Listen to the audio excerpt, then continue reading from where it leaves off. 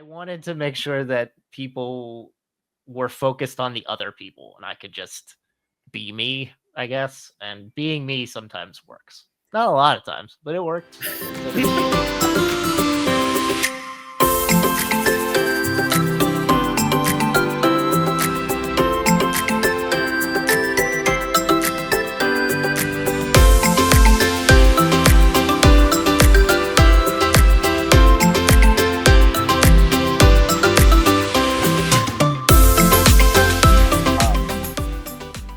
I got a haircut.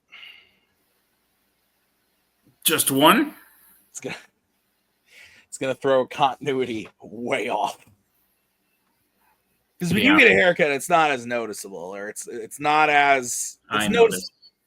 Yeah, but it's not like as extreme.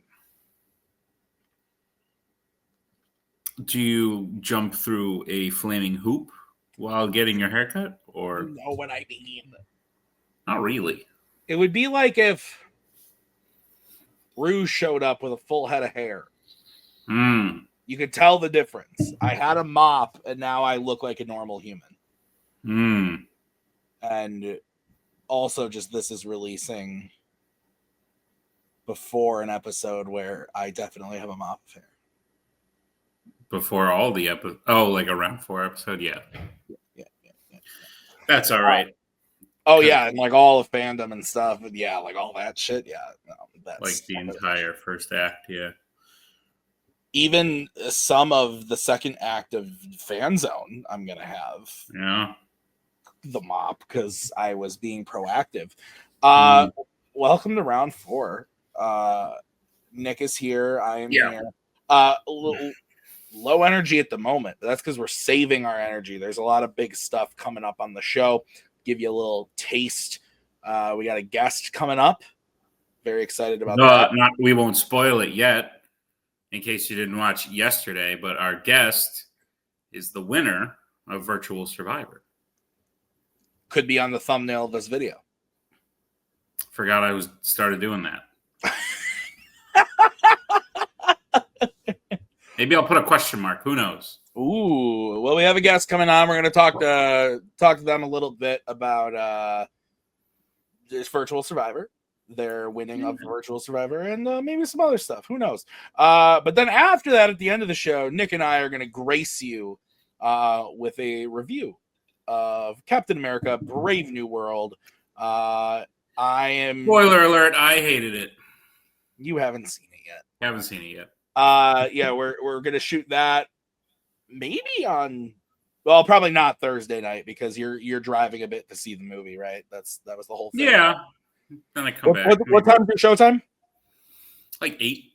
Yeah, I'm seeing it at 5, 6 o'clock your time. I'm seeing it a little early. Less than 2 hours, which is like.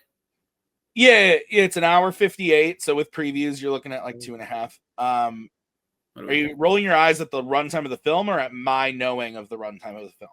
No, because I also knew it was like slightly under 2 hours. I just did my schedule today for I just know how much they've cut this shit up, and like the fact that and that's the thing is like I used to be in the know on all that stuff. I'm just not anymore. Let's talk about the movie later, Tim. Well, you don't okay, all right. You don't want to do any predictions or anything. I think it's going to be bad, but let's talk about something else. You have something in mind. A game just happened. I didn't care about it very much. Oh, the Super Bowl. Yeah, I hear that's a big deal in circles. Do you find that to be a big deal in your life?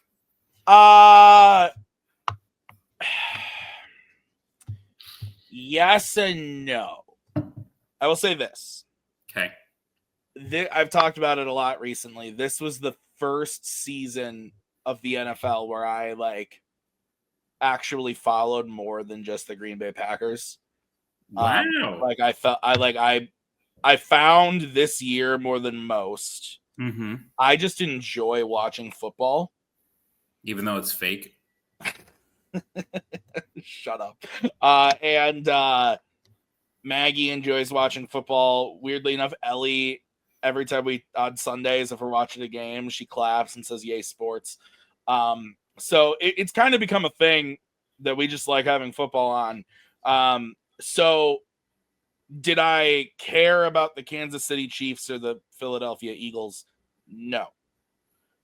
Did I have a preference on who I wanted to win based on the seasons and the games that I did watch? Yeah. But if I Did your preference win? yes. Nice. But if I had anything else to do, I wouldn't have cared. Now, on the other end of that, I always get really excited because there's usually new movie trailers. Yeah. And so I enjoy that aspect, the whole commercial thing, whatever. I don't How many care. were there? I know Thunderbolts had one.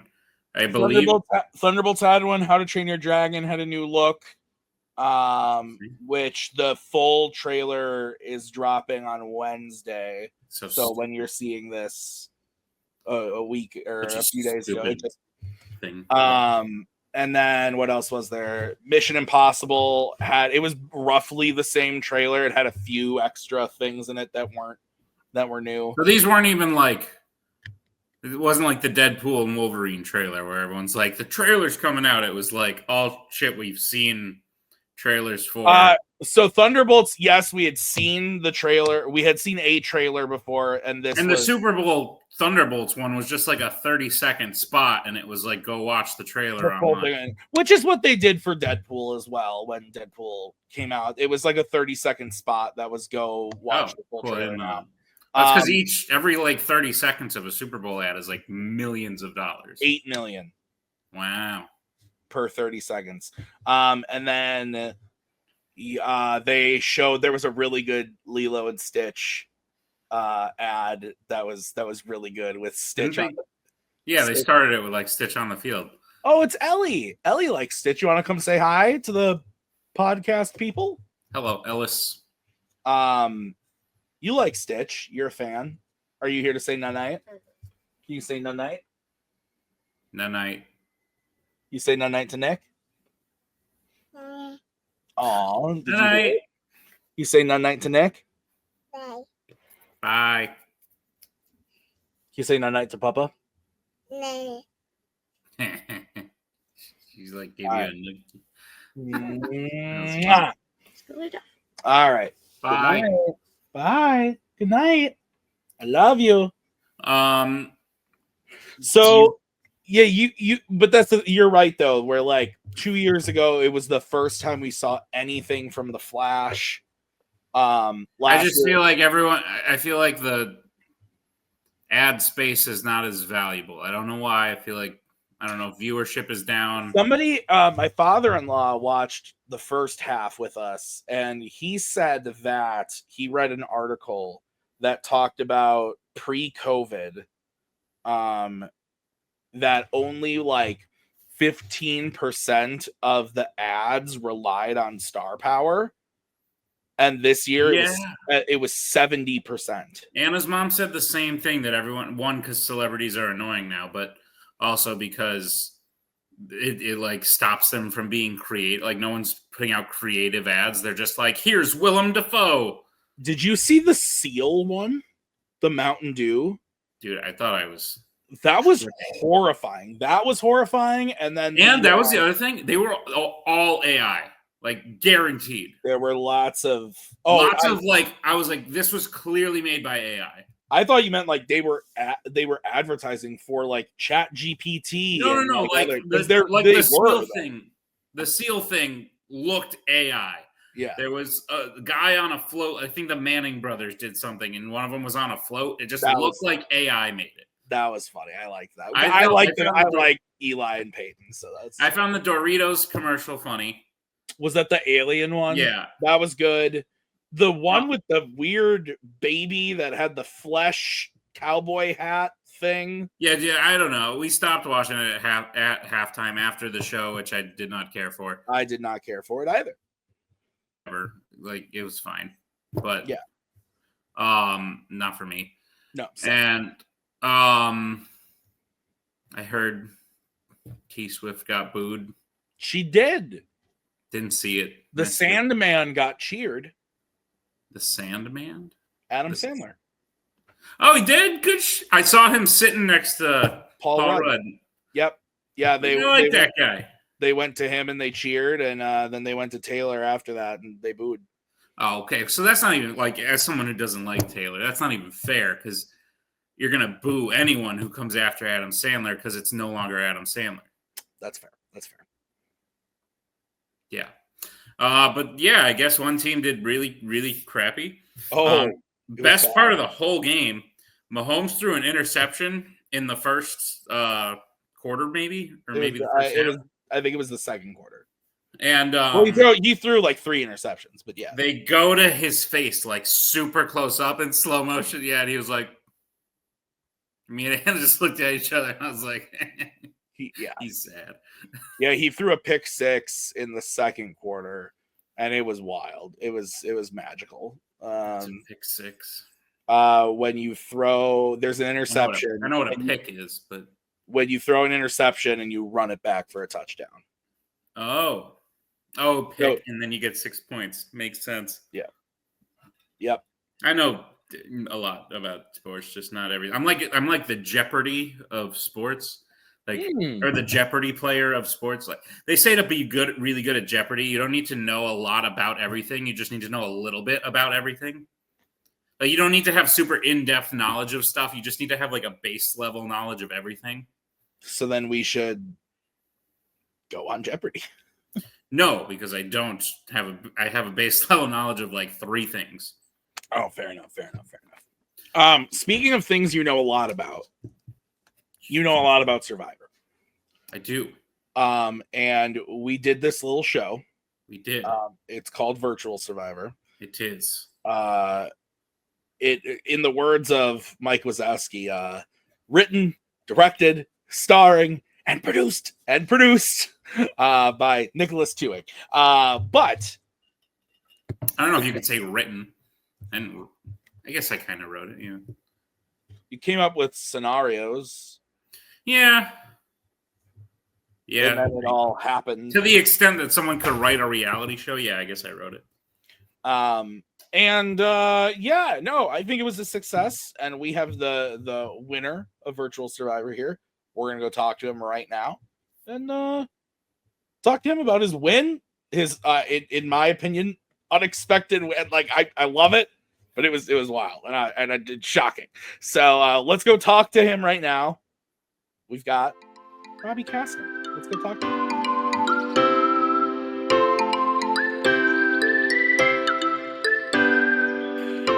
Thanks, Tim and Nick, for throwing it over to us, Tim and Nick.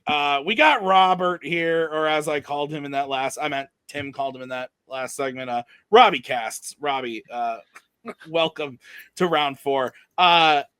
Lots to talk about, so little time. But yesterday, something very big happened. You won Virtual Survivor. And we want to start with talking about that. So I guess the first question is, like, did you think going into it that you had a shot to win? I can answer this for Robert. The answer is absolutely not, because in every one-on-one interview, Robert said no. And Robert was like, you were the only one, Robert, that was like, yeah, no, I got no shot. Like, Paul was like, hell yeah, I'm here to win. Rue was like, I'm going to win. Everybody likes me. Like, they're all voting for me. Jacoby was like, I know Survivor pretty well. I think I can get there. Even Cody, who the whole time was like, yeah, I have no shot at winning this. Like, by himself was like, I think I have a way to get there. You were the only one that was like, nope, not happening. Which, irony. I think that bled through in how I dealt with people, I guess. Maybe they smelt it on me, and they were like, well... And especially if you look at like the last couple episodes, it seemed clear that people thought, who cares if I go to like a final bit with him? Because no one's going to vote. He can't win challenges, which I didn't win a lot anyway. But like he can't win challenges, and like people don't like him as much, clearly. But joke's on them. People like me enough. How about that? Robert, so I don't know how big of a fan of Survivor you are. I'm sure we found out yesterday when we did the live reunion show, but obviously we're shooting this before that.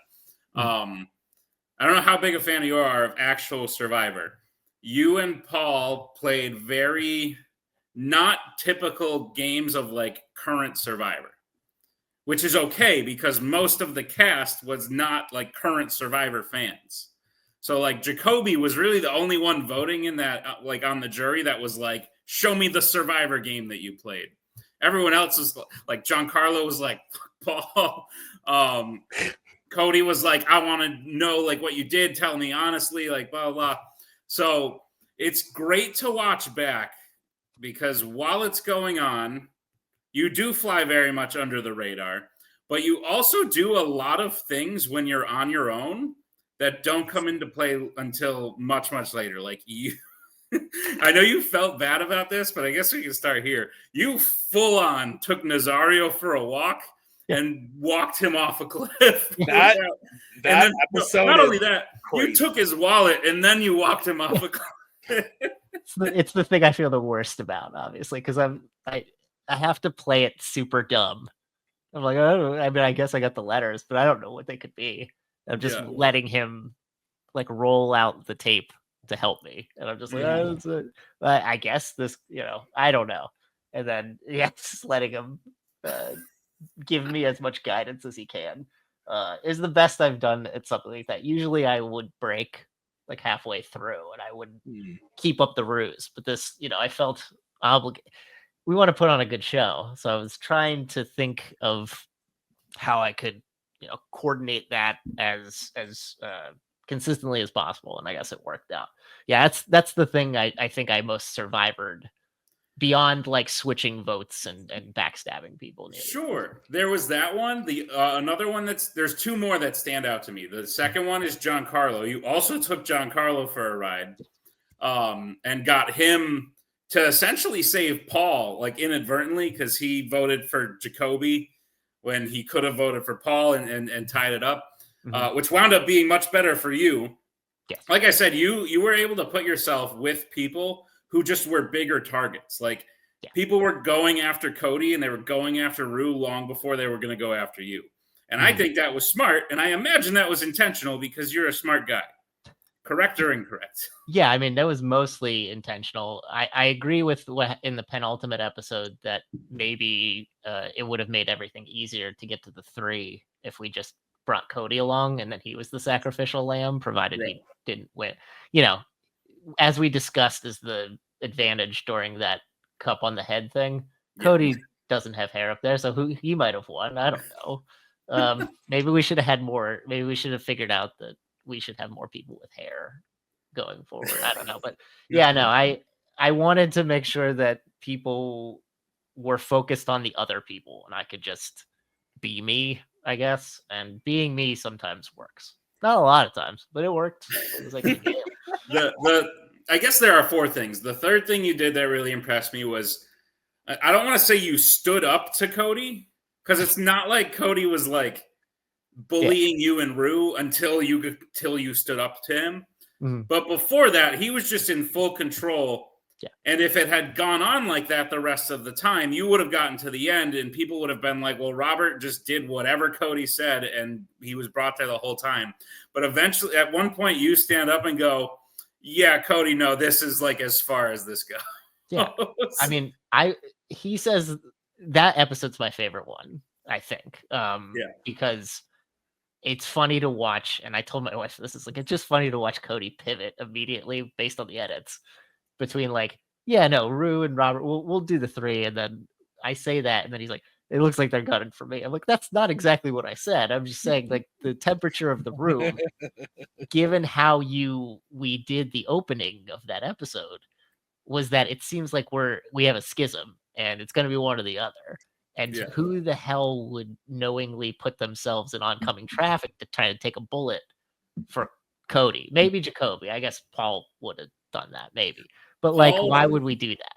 Paul should have. Yeah. And I'm sure we talked about this yesterday, but Paul's best move at that point, he just didn't know it. Paul's best move was to save Cody because Jacoby did a very good job of playing both sides where he was really with you and Rue the whole time, but made Paul and Cody believe that he was with him. Yeah. So that was great. And yeah, based on the cut, it's fantastic because Paul's sitting there, Cody's sitting there yelling at Jacoby. Yeah. And he's like, I would like to talk to Robert and Rue. Yeah. You guys go off, and Cody's like, all right, here's the plan. We're doing this. And then you just go, no. Cody, I don't think No. And then Cody goes back to Paul and Jacoby and goes, all right, guys, we're working together. And the two of them are like, no.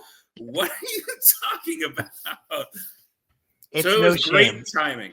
Having no shame is Cody's best strength and maybe his greatest weakness. I don't know, but it's one of his greatest strengths is that he has no shame about anything. Oh, and then the final thing. So people and Jacoby talked to you about this, but like in that final episode, which I don't think you've seen, I don't think it's come out yet, but Jacoby talks to you about this. Once Paul wins that final thing, Jacoby kind of gives you the rundown of like, here's how Final Tribal works. And I genuinely think you had a near perfect Final Tribal Council. Because the truth of the matter is, I think if the jury just voted without hearing you two out, they probably vote for Paul. Just because he won all the challenges. He's a likable guy. He was funny the whole time. But as each next person asks a question, Paul digs himself a little bit deeper into a hole, and you come out looking like, nope, I knew what I was doing, and I didn't piss any of you off. I lied to Nazario, to Giancarlo, to Cody, to Jacoby, to Rue, and all of you are like not mad at me. Yes. That's probably one of my greatest strengths is that I can lie to people and they don't feel like I took them on a ride, or if the ride I took them on isn't terrible. So like, yeah, you know what? I get it. After all is said and done, Robert, you started the show with zero confidence in your ability to win. Yeah. After the show, if you were to play again, what would your confidence be back at zero because you'd be like, everyone has now seen what I do? Or would you be like, I think I can maneuver my way through this? I guess I would feel more akin to A because I think people would be like, well, I know his tricks now. Like, yeah, I mean, I don't know if I could come up with another bag of tricks. I guess I would be more considerate of how to move people towards voting and thinking about strategy for voting and who to take along, because there were moments in there it probably made, and it's funny because after the Cody episode aired, I get a message from one of the former people, and they said, why did it take you guys 7 weeks to vote Cody off? And I was like, well, like the alliance was strong. And honestly, we would have got rid of him the week before, but he won the challenge. So like we didn't have a choice. That was the best opportunity. And it played itself out as we saw it and as Cody eventually saw it when he was sitting by himself and had nobody to talk to. It's the problem with a 5 because like 2 people go off, another 2 people. There's always a 5th person, you know. That was I loved that moment because like I forget who's talking to who, but Rue's like, Jacoby, want to talk to you, and Paul's like, Robert, let's chat for a second. Everyone leaves simultaneously, and Cody's like, well, now I'm just sitting here. And does it transition into a confessional at that point? Right? It does. He's like, well, I was left alone in this room, as you can see, which is not a good sign. It wasn't a good sign. He was so close, though. I genuinely think the move of the game would have been Paul saving Cody. Mm-hmm. It puts Paul in a better position because Paul goes into the next episode absolutely shit out of luck. He's like, I'm the only one that voted for Rue. The other 3 all voted together, and I'm like he had to win out from that point. And kudos to him, he did. You know? Yeah. So like a lot of the game is luck. But it's the people who take the luck and make strategic decisions with them. And I really do feel I said this to Jacoby next week. But I think Robert, I always think the winner of Survivor played the best game. I think a lot of people will say Jacoby played the best strategic game. Maybe Paul played the best physical game or whatever physical game you can have like on an online version of this. But I genuinely think you had the best like overall game, and you didn't win any challenges. But other than the cup one, you were like, I was in like, yeah, you did it when we did the one challenge that we won at Colada, where it was like I pretty much like won that one. Yeah. Gladly. I put the scoreboard up there, and you had scored more than like anyone else on the other team. So Yeah, so that played into it. I got all the questions right in the first challenge. We just didn't win because we had Eddie. No offense to Eddie, but we just didn't win because we had Eddie. And then yeah, like I was right there with the Cody one, and then I was second against Paul that first time when we did the memory challenge. So it's, memory is the thing. You guys base a league, and there's a bunch of trivia leagues based on our memories. So that's the one thing I can usually count on the best. Yeah, Nick, I think if you did like rubrics, it would be like in the game playing, like immunities, Paul would have like 5s. right. And I would have like 3s. And then like the strategy, Jacoby would have like 5s, and I would have like 4s. So I think like if you amalgamize what I did, it was probably greater than the sum of the the parts that they had. I agree. And you handled, like I said, Paul, and he's a good friend of mine, but he's a bullshitter through and through. And I think we talk about this next week. We do. We talk about this next week. He's a bullshitter through and through. I'm sure we talked about it yesterday also. And the bullshitting got him all the way to the end, but you cannot bullshit your way through the final thing. So while he was sitting there bullshitting, you were like, nope, I did this to Nazario. I did this to Giancarlo. I did this to you, Rue, and I feel bad about it, but it got me here. And that's ultimately why you won. At the end, after you win, you say the phrase 1-0 going out on top. Yeah.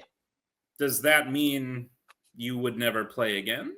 No, I just assumed I wouldn't. Like, I mean, I don't know how far you guys would take it, but if you did, like, guess like an All-Stars or something, however, I was gonna say I could see you in an All-Star. How do you not have the first winner of the show in an All-Stars season? It's true. I would. And then if this went long enough, unlike the real Survivor, which really screwed this up, how did you not have the first winner in an all winners episode? Yeah. So yes, I would love to have you back, but no, I was just saying it at the time because I didn't know how scheduling would go. And I really respect Bill Murray and Space Jam. He goes out undefeated and untied. That's the way it's going to be. That's fair. I have that jersey, actually. I have the Bill Murray jersey. Yeah. Wonderful. It says Murray on the back. Oh. Any ideas how you're going to spend your $100 prize? No, wasn't it a Chuck E. Cheese gift card? So that he has to use it at Chuck E. Cheese. There we go. There's one about 20 miles away from me, so that'll work. Charles Entertainment Cheese, always a great time. There's one near me too, actually. It's weird. We used to go to Discovery Zone. You guys ever go to Discovery Zones? No, but they have them. Excellent segment. Yeah, it's there's no arcades. Everything's just climbing jungle gyms inside. So there's like the whole building is like a warehouse. I've been to a place like that, though I don't know that that's what it was called. Is it like safe? Yeah, everything's padded. It's like if you took like the McDonald's play sets, and you expanded them times 20 or 30, and they have like the rope pulling things, and there's cushions. It's a blast. Like you can, and you know the hardest part, and I would imagine this would be the case now as a parent, would be like getting your kids out of there because they're huge. They're like stories tall, and there's so many. Are they like tiny to like fit through, like for kids? Sometimes. I mean, they're mostly like normal sized adults could get in. It's just so many places to go. Like finding kids would be tough. This has me thinking. Dave & Buster's, yay or nay? I'm a Dave & Buster's yay. Like supporter. Yeah. I find that the food is mediocre though. Yeah. Who's going there for the food? Yeah. I like to dabble. Have you seen me? I enjoy a good app with my beer and games. Okay. That's fair. Yeah. And I got the pretzel sticks and they were wet and cold. Okay, well, go to another place that serves pretzel sticks and you'll be missing the games part of it. So yeah, I like the games though. That's how they get you, right? It's like we don't have to have everything top notch. I guarantee I have a Dave & Buster's card in my wallet with an unknown amount of tickets on it. Like I had like it. I have probably 2 or 3. Yeah, power cards. Yep. Is that what they're called? Yeah, I couldn't remember. I'm always like, I'll use this next time, and then I forget. Yeah, and then you just get a new one. Yeah, that's fair. How many resources are spent on Dave and Buster's Power Cut? Probably quite a bit. Yeah. Robert, Mhm. Virtual Survivor's over, but fandom season has begun. Yes. We talked in our first episode about, what kind of was coming up for the Fandom Fight season, what we were kind of predicting. The doors are kind of wide open at this point. You obviously have held both the singles belt and the teams belt at this point, which is an achievement not a lot of people can say. What are Robert Kastner's goals as far as Fandom Fights is concerned going into this 2025 season? I was thinking, because you guys just had Brittany on, or the episode that aired, and then I was thinking about that first bit because I was curious about what you guys were gonna say about Tyler, and I appreciate you all. Again, I'm a narcissist, so anytime my name gets thrown into stuff, I'm like, yeah, thank you for acknowledging that I can be a thing. Honestly, I haven't beat either of them. So, like, my goal is to snatch the title back from Tyler. Like, that's the goal. Because I think in a better headspace with a more streamlined approach to studying, I think I could have won that match. I think it was on the table. I think if I did what I normally do, we would have been like, he would have been up like a point after that MCU question with 2 questions left. And then that's within a realm of deviation of anything can happen. So I think I was right there if I did things the way I normally did. So the goal is to snatch the belt back off Tyler. I need to beat Tyler at some point. I find it like he's my friend and he's the only one I've met in person. We've hung out with his wife. My wife has hung out with him. I love Tyler, but I think it's insane I haven't beat him. But I hate Tyler. But I hate Tyler in the terms, in the lines. I would really like to beat him at some point. That's like, trust me, I get it. That's like to a lesser extent, like, oh, Nick, he's my friend, but I would like to beat him. It would be nice. I wanted that for you as well. The difference, I think, is that Tyler is very, very, very good. And we talked about it in that first episode. He is crazy good. Mm-hmm.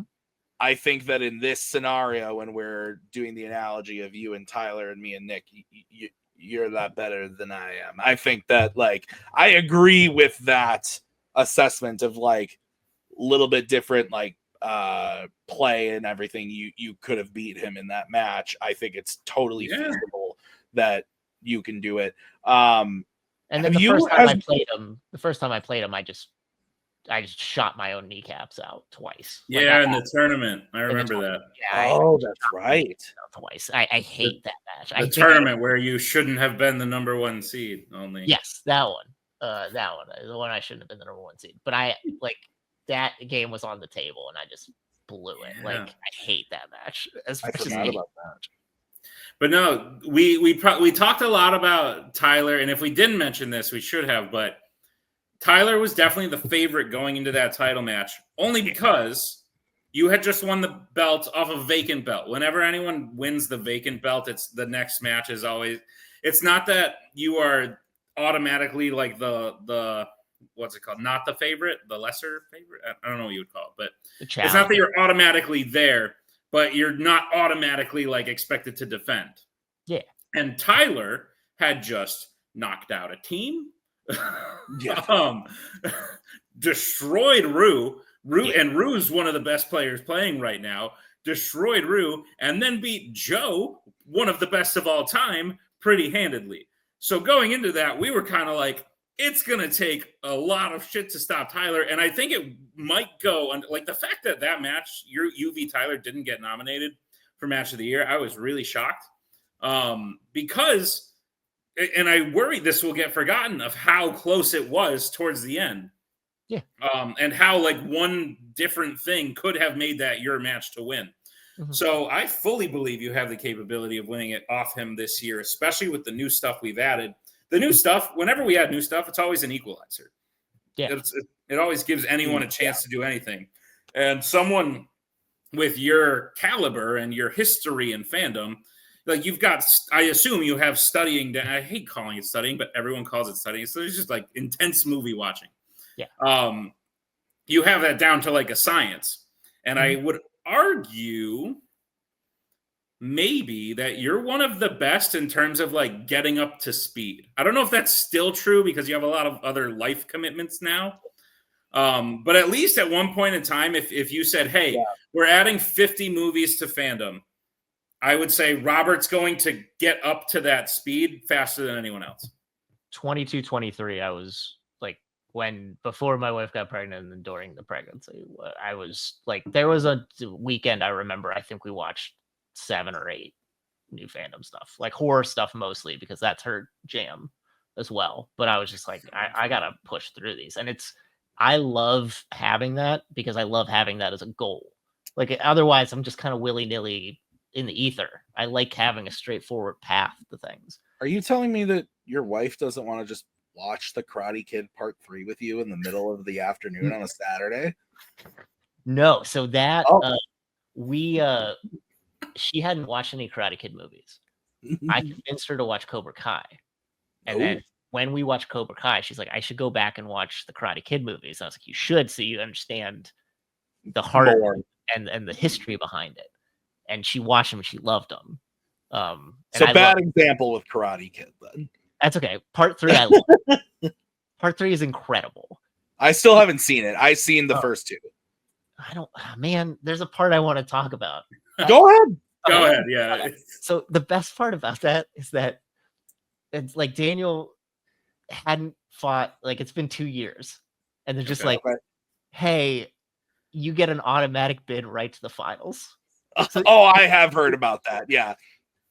And it's just like, yep, he's there. I'm like, no tournament in the history of tournaments has ever been like, you know what? The past champion, straight to the top, right there. Unless they were the current champion, or we were in a situation like we have with Fandom, where it's like they have the belt, or they don't have to. But this is a tournament that it's been the next year. You don't carry over. It's the dumbest thing in the world. And then Daniel should have lost that match, but Terry Silver and Mike Barnes were just on something. Cocaine, most likely it was the 80s. And they just refused to win. That's the thing. Daniel LaRusso is the best at holding out. I was about to say, like, I was the second movie's weird. Oh, it's so weird. And I like that it focuses more on Miyagi because he's the more interesting character. Yeah. I like Daniel, but Miyagi's the much more interesting character. Doesn't sound like you like he got nominated for an Oscar. Did he in the first one? For the first one, yes. Oh, I didn't know that. Oh, too bad Fandom Oscars is gone. Too bad Fandom Oscars is gone. Yeah, no, like the scene where he's drunk, and in the first one where he's telling Daniel about like what had happened with his wife, his child. That's like, I didn't watch like Oscar things, but I imagine that was like his reel. Like that was it's much more. But the second one focusing on him, I enjoy, but it's just like such a bizarre movie, like taking it out of like karate. Like there's like no karate, barely any karate in the movie, and then he like the guy at the end like tries to murder them, like straight up just like swings in on a rope and just tries to fucking murder them. I have not seen these in some time. They're like on a Mortal Kombat death. Yeah, like a circle in the middle of like a moat. Yeah. Yes. That gives me confidence in the category that we crafted. Yeah. Daniel's during a typhoon. Because you just said Daniel LaRusso, what'd you say, like outlasts everyone, or he like the reason, like people in both of the tournaments, the All Valley tournaments, the reason he wins is because of the idiots who he's fighting against. So like we'd rather him feel pain than just win the match, which both Johnny Lawrence and Mike Barnes could have just easily beat Daniel LaRusso, but they're like, no, they're led by fucking luckheads. Like it's dumb. Who's better though, Daniel LaRusso or Dre Parker? Well, I never saw Daniel LaRusso do a somersault kick into a face. That's correct. So like, That's something that happens in that movie. You still haven't seen the? Oh, dude, No, I still haven't seen it. And also, why is it 2 hours and 20 minutes? it's worth every minute of it. I love that is a question. Well, there's like 10 minutes of him running through. Not every minute. There's a weird puppet part that they probably could have got rid of, but other than the puppet part, worth every minute. I really like when he promises the girl that he's going to be at the thing, and then she heads off with the dad, and he's like, well, I guess I got to run to the recital now. Like, you couldn't have given me a ride, maybe? Like, oh. Of course, like, how's he going to get there? Like, I didn't think he would get there, and I thought that would be a plot point. It's like, he promised, but he couldn't get there because he couldn't run 20 miles. And all I know is Jackie Chan is fantastic in that movie. He acts more than you've ever seen Jackie Chan act. Ever. It's crazy. What else? Is there anything else new in fandom that you're excited about, or that, like, it seems like you're a Karate Kid fan? So, oh yeah, I mean, pairing that with Mortal Kombat, I was very excited about. I got to rewatch 2021's, which I watched during pandemic times. And I enjoyed it. like, yeah, you know, you watch it, and Kano is awesome, and then you're like, Carl Urban's gonna be. Shouldn't he have just been Kano? Yeah, I was thinking the same. Carl Urban's a weird choice for Johnny Cage. For Johnny Cage, Yeah. I don't feel it, but I like Carl Urban, so like I'm excited from that aspect. And let's be honest. Excuse me, he seems old for the part. Yeah, maybe they're doing an old man Johnny Cage situation. Yeah. Like I feel like he should be younger. But did anybody have a better 1995 than Brigitte Wilson? Billy Madison, Mortal Kombat. Oh yeah, I guess. Yeah, that movie is bonkers. Some could say Jim Carrey, but like yeah. I'm just saying that it's incredible. Like, she's known for 3 things in my mind. It's those 2, and she's in the wet. And well, 4 things. She's married to Pete Sampras. But the 4th thing is that she was also in The Wedding Planner. Those are the 3 things I know she was in. And 2 of them. She's married to Pete Sampras, the tennis player. Yeah, if you like watch The Wedding Planner, I think her credit is it's Brigitte Wilson Sampras. That's wild. It is wild. See, I don't care about celebrities in their life. Like, whatever, do your thing. Yeah. Like, live your life. You're not up on the Blake Lively goss? I have heard about the Blake Lively goss. It's very weird, but we should probably do a whole episode on just that. Oh God. The problem with celebrity gossip to me is I hear it and then I go, well, I don't care. Yeah, pretty much. It's the best way to handle it. Because this same scenario is probably happening to someone else on the planet Earth, somewhere in some capacity. Yeah. And I'm supposed to care about you because you're being shown to me. No, that doesn't work for me. But it is interesting to find out shit like people who are married to former tennis players. Yeah. It's like, oh shit. No kidding. I don't know anything about tennis. There's not. I mean, it has the best technology that people keep trying to incorporate into team sports with the technology to figure out if things fall within the line. It's like automatic, and it's incredible. It's great. But for some reason, they can't transition into other sports, or they don't want to. They can't just do that for the fucking NFL. Yes, that's the main crux, Tim. That people are like, why don't we just use that technology? It exists, and they're like, well, no, because we like the. It's the same thing with umpires in baseball. They're like, we like the way it used to be, where it's relying. You can still have referees, and you can still have umpires. They still have line judges in tennis. Yeah, they still have them. So it's the dumbest thing in the world. You know, fandom is modeled after tennis more so than anything else. I did not know this. It's 100% true. Wow. Who came? The way I schedule and think of fandom. I thought you meant the actual game. Yeah, I was like, oh, no. That's like rounds and no. What? That's why I was like, what are you talking about? No. But like the setup, you have singles and doubles, and the way I schedule people and like tournaments happen and the way the rankings work, like it's all very similar to tennis more so than anything else. That's interesting. Right. I never thought Tim's making a face, but I've definitely told him this before. I see you. Yeah, no, you probably have. Do you know how many times you tell me things Often. and you expect me to remember them? No. It's funny because then when I do remember and he reminds me, I'm like, yeah, Nick, I know. Okay, you already told me. And I get like all pissy. And then he's like, but last week you didn't remember. So, Robert. Yes. Tim's wife is a Fandom Fights Hall of Famer. Yeah. My future wife wanted to play, even though she'd never seen anything before.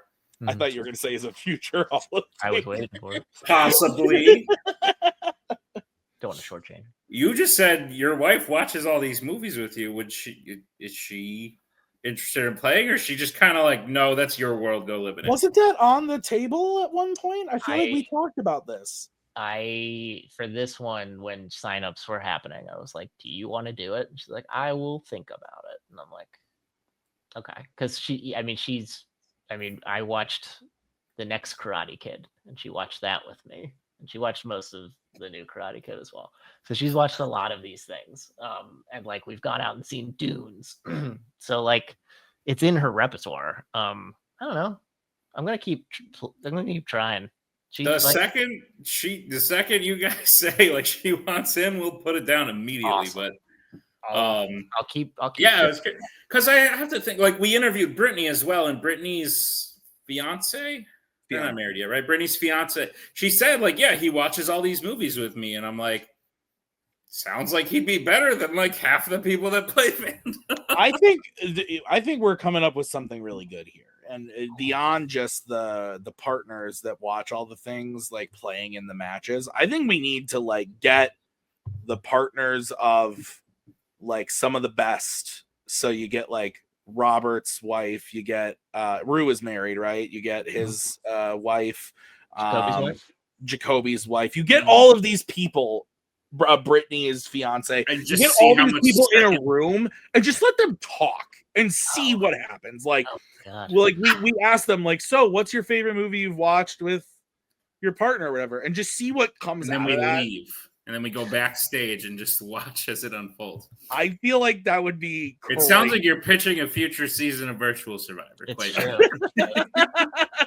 Because what you just said is the basic premise of virtual, like put people in a room. See what happens. Yeah, that's fair. That's fair. I don't think Maggie said she's never playing Virtual Survivor. That's okay. She'd be freaking amazing. Yeah, she would be good. Like, she would be good. Like having a no bullshit, like speaks her mind kind of person would be. Bucky is in though. Great.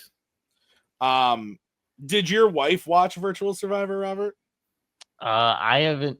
I've basically recapped everything for her, so I don't. She hasn't watched any direct episodes. I usually watch like, we did Super Bowl in a delay, and then I watched the penultimate episode by myself after she went to sleep. And I was like, I want to see what happens. I want to know. I want to see, because that's the best part about the previous episode. Before that is that I have no concept of anything that happens with the Cody stuff. So when that happens, I'm like, oh my god, this is incredible. I didn't know. Obviously, he had to pitch stuff, but I didn't know how he pitched it. That's the best part. The best part of the show is seeing things that you didn't know were happening, or you knew something was happening, but not how it was happening. Like, did you see Tim's vote? Where like he comes back from being interviewed and Paul's like, fuck that guy, we're voting, like he's been here for 7 minutes, and Tim's like, okay, are you guys sure? Like, and they're like, yeah. And then Tim goes in the voting confessional, he goes, I believe in my heart of hearts, me, Paul, and Jacoby are a team. So I'm voting for Liam, and we're gonna take it all the way. The other one was like the Robert and Nazario thing. Like I didn't know anything about that. And like after I was voted out, Nick would update me on like who was getting voted out and what like basic things that were happening. But a lot of it you can't, especially when there were so many people still playing, it was hard for Nick to keep track of. Excuse me. every little thing that was happening all the time. So yeah, going back and watching it, it's crazy. There's some wild shit. I mean, it's. I guess I will say that one of the things, even though it worked out for me, was hearing how they were trying to split Rue and I's alliance. I was totally myopic to the idea that, because nobody had ever come direct to me, and obviously Sure. people weren't supposed to come direct to me. That's the point. But it's just Mhm. when they were like, maybe we should vote Robert out. I was like, oh, because I mean, I Yeah, said it. you probably never thought anyone even like considered voting you. No, that's Um, what I said. I was like, I don't think I've gotten a single vote. and Jacoby, who to your face said like, yeah, no, you're safe. Play your idol for yourself. Like, went to someone else and said like, I would vote Robert out if that Yeah. was an option. Because I thought about giving it to Rue. I thought that was a strategic error leading into that one. I was like, I should have done it. And then I didn't do it. And I was like, well, it's good that you didn't, because like I said, I think Cody was this close to getting Paul's idol, which would have made Paul safe, Cody safe, and Rue safe. Yeah. Now it's between you and Jacoby, and there's a very Paul's not voting for Jacoby. Yeah. And there's a very high likelihood Cody now votes for you because you and Rue just turned on him. Yes. And that sends you packing. So it was very smart of you not to do that. Good. Self-preservation wins out again. We're not going to say who, but Nick and I already know who is playing in season 2 of Virtual Survivor. Like, it starts shooting right now, quite frankly. As this is airing, we're shooting the first episode. Yeah. So we know who's all going to be there, and they obviously know. There's some people from the community, some more people that aren't in the community. But is there anybody that you would think would be good at this or fun to watch in this even setting? If we don't know them? Like, if you got like a third cousin that you're like, oh, they'd be freaking great at this. Oh, my brother would be great. He's like Cody, but people like him more. And by that I mean is like he's been like on his own talking people, like working his way through corporate ladders or not corporate ladders since he was 18.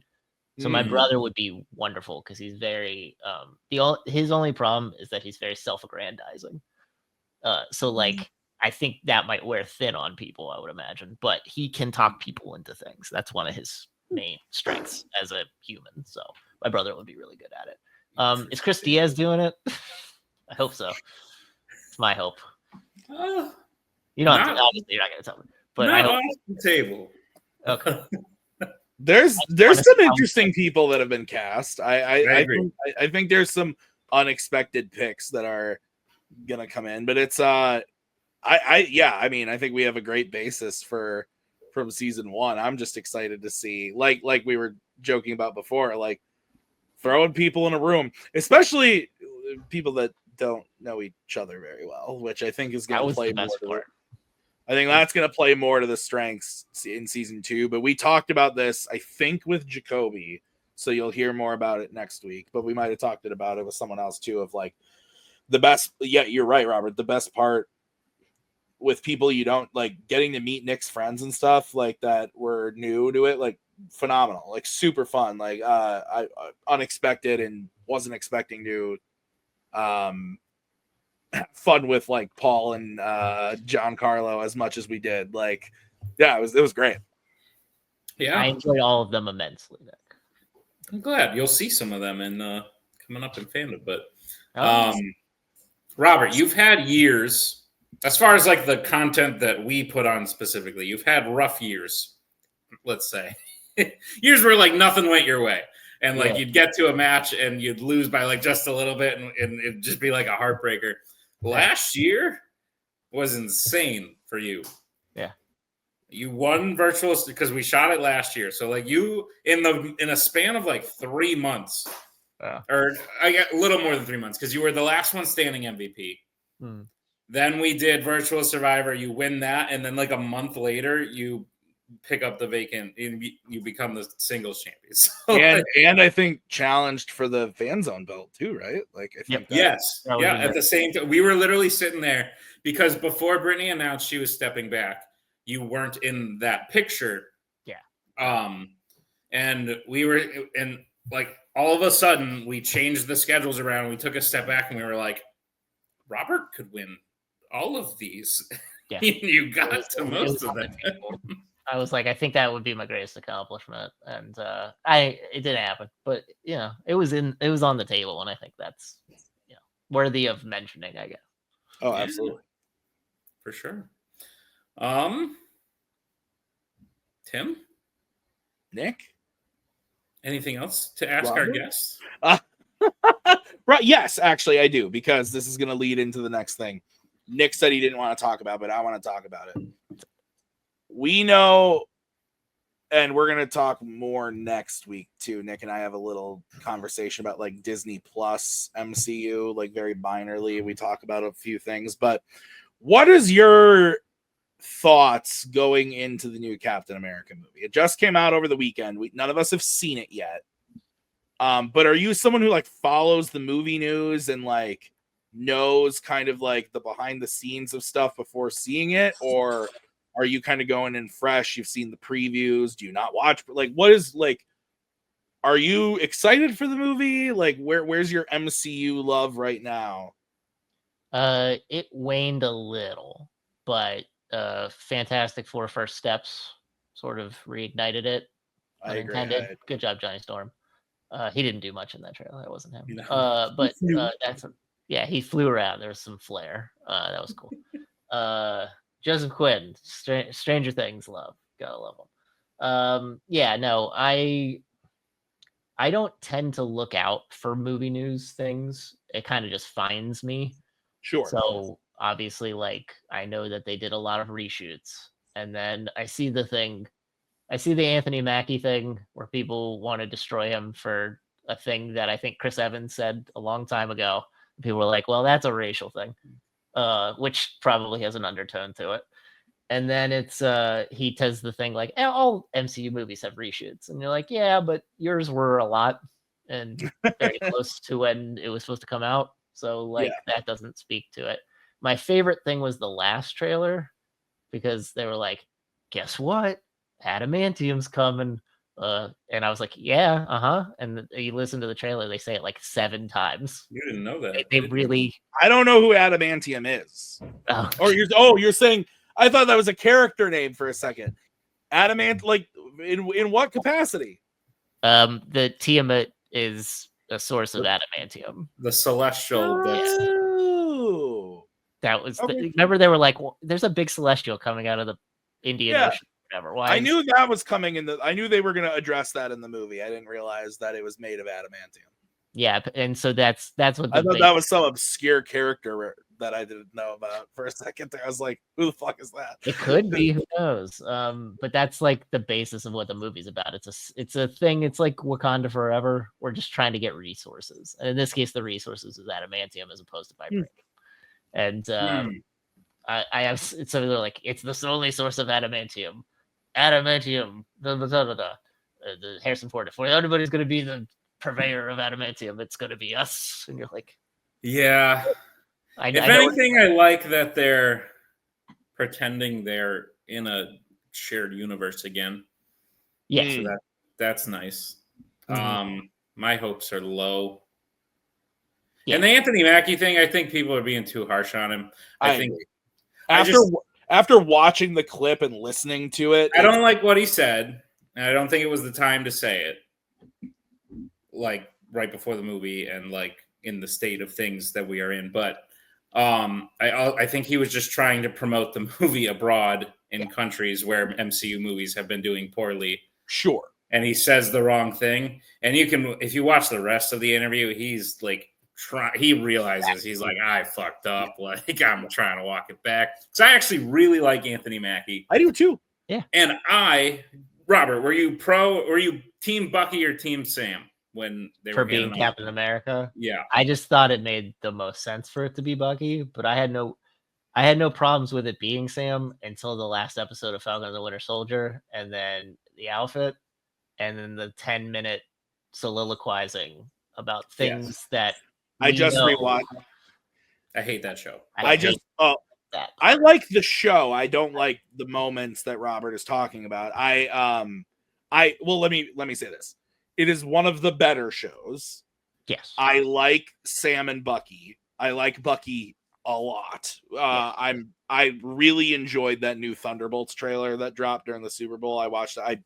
I'm very excited for that because Winter Soldier's like one of my favorite MCU characters. But anyway, so yeah, going in. But Nick and I talked about this a lot in the aftermath of Endgame. Was like the Sam and Bucky dilemma, and I think that like I'm okay. Like I agree with Robert. Like Sam being Cap, I think makes sense. See, And I like it, but I agree that the costume was stupid. I think based on what I've seen in the trailers, they've made it look way better in the movie. Way better. Yeah, but I just think the fact that it was missing like a helmet was a rough point. I don't know that I've heard. I don't know that I've heard another person share this opinion. I was full on pumped, and I did not think Bucky should have gotten it. I was ecstatic when Sam got the shield.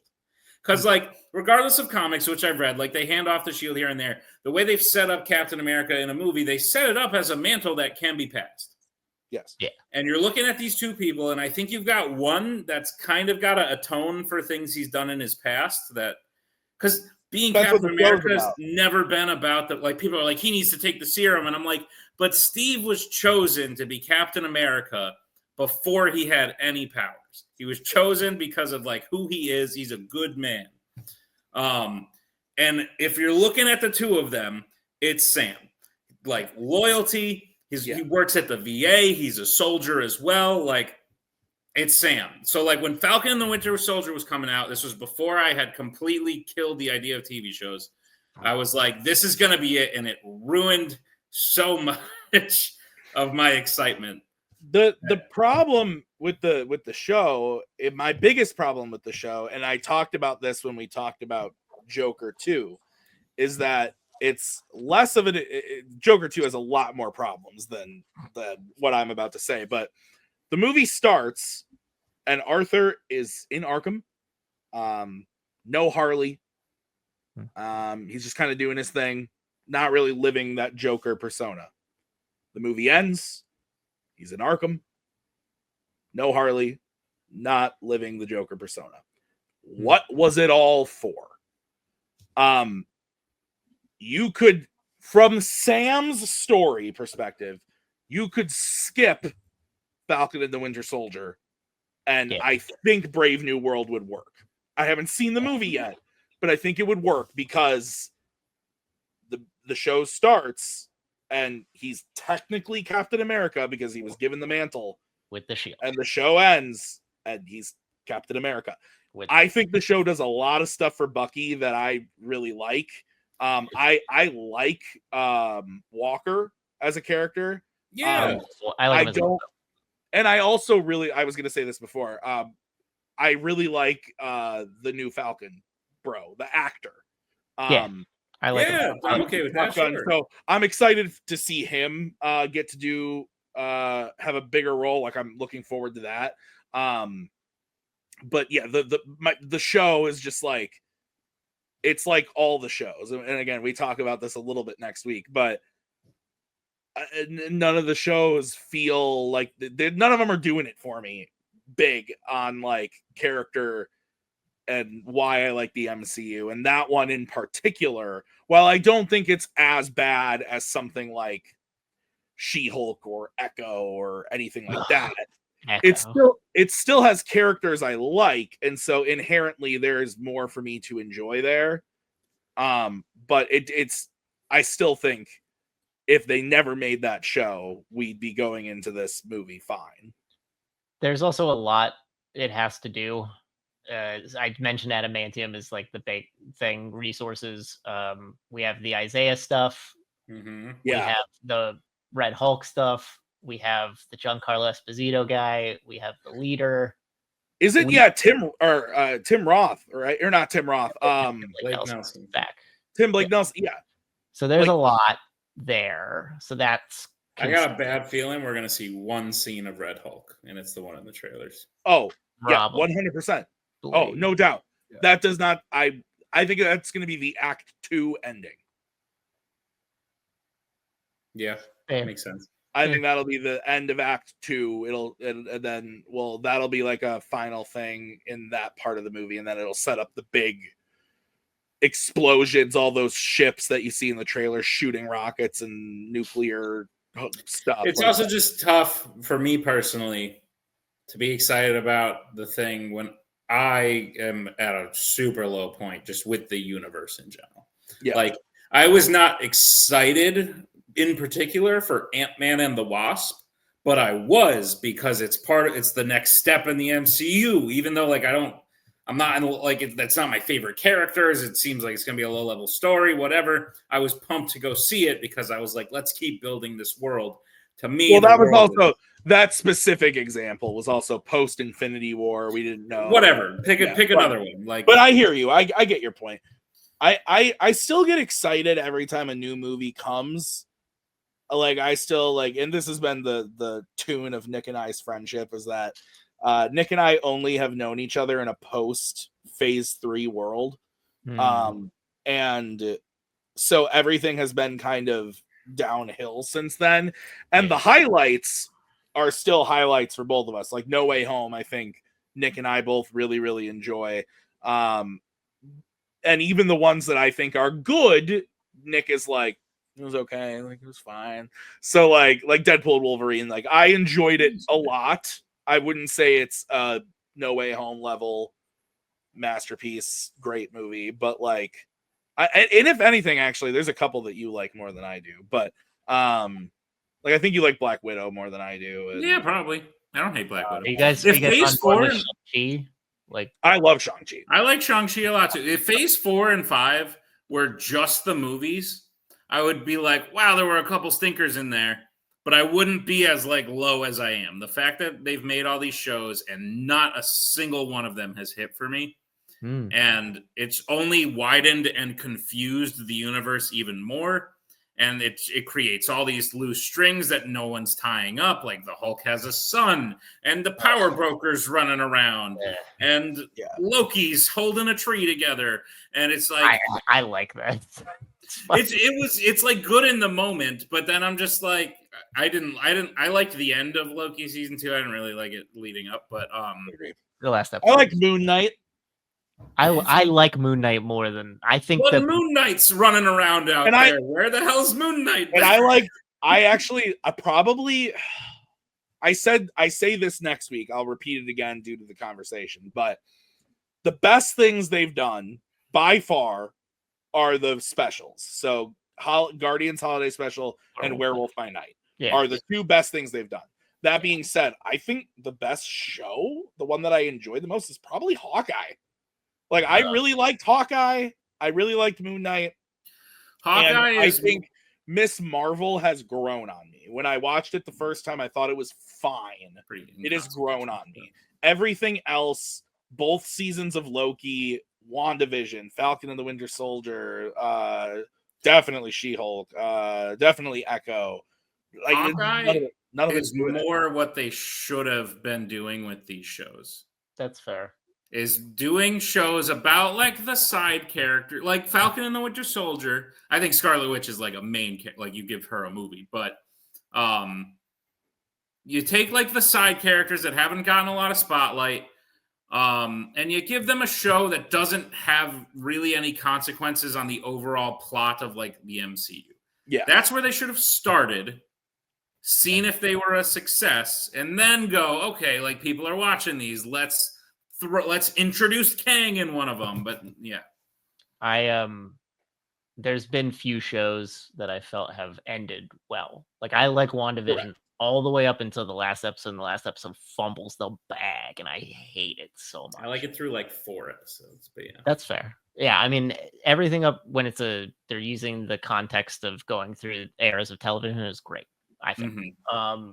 Falcon and Winter Soldier I don't like that last episode. I think the episode when they fight John Walker, like that part is like the highlight. It's the episode ending with Walker killing the guy, and then the next episode, the opening 10 minutes, that fight is fucking awesome. That's good.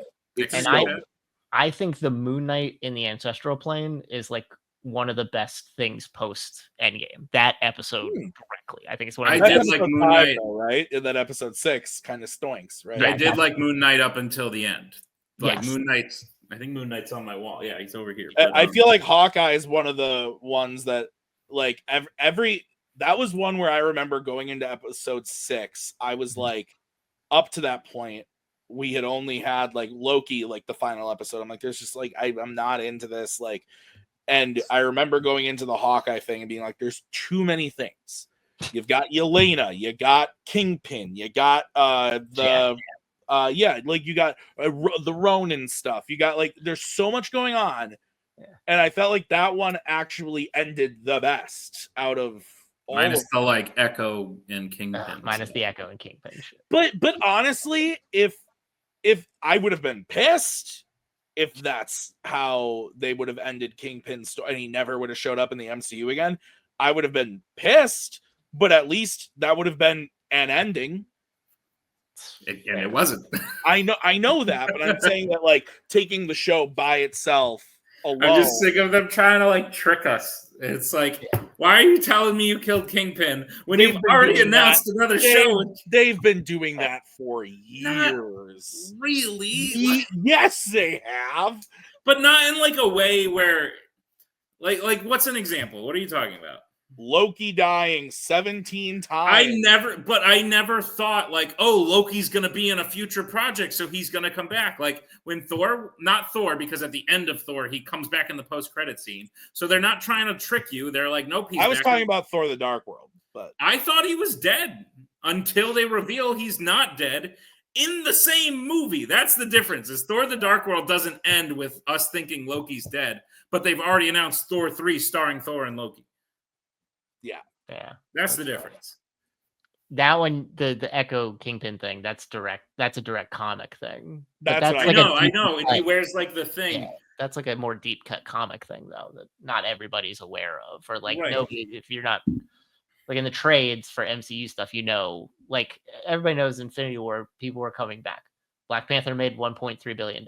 He's coming. right. That's just a thing. You know that. Right. There are other Sorry, this you made me think of it by saying Black Panther. How do you feel about them recasting Thunderbolt Ross?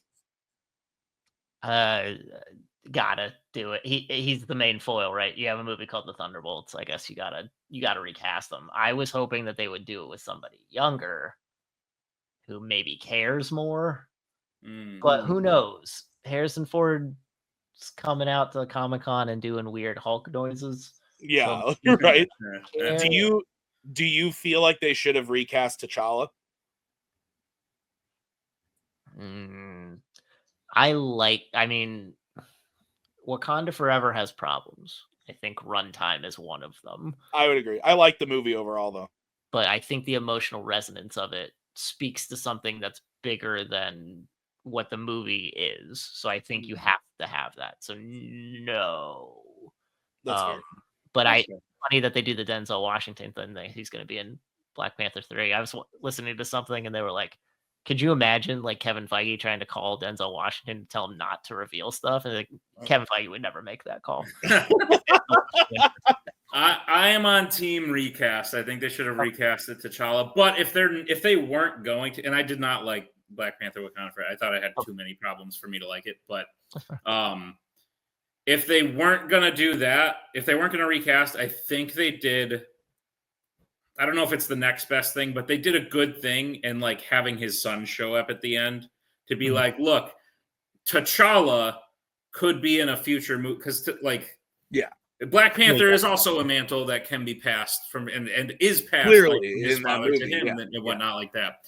But and obviously because of external circumstances that no one, so like I'm not saying it's not fair that Chadwick Boseman died because then we didn't get a good no, like obviously there are more important things.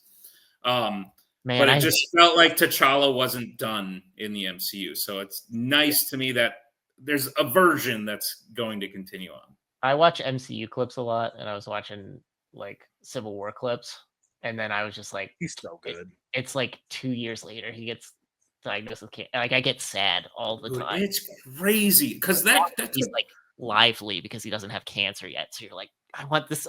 I wish this Chadwick was back. Just Yeah, it's like that. It is sad. Like, I remember hearing the news that he died, and just like it was like, holy shit. And weirdly enough, it was we were on our way to go see the New Mutants, which is not a good movie. But we were on our way to see that, and Maggie was like, holy shit. And I was like, what? And she goes, Chadwick Boseman died. And I was like, what the fuck? And like, I just remember like Ma Rainey's Black Bottom came out like a couple months later, and he was so good in that. And it's just like, yeah, I agree with Nick. It's like he could have The done. world was robbed of him, So regardless.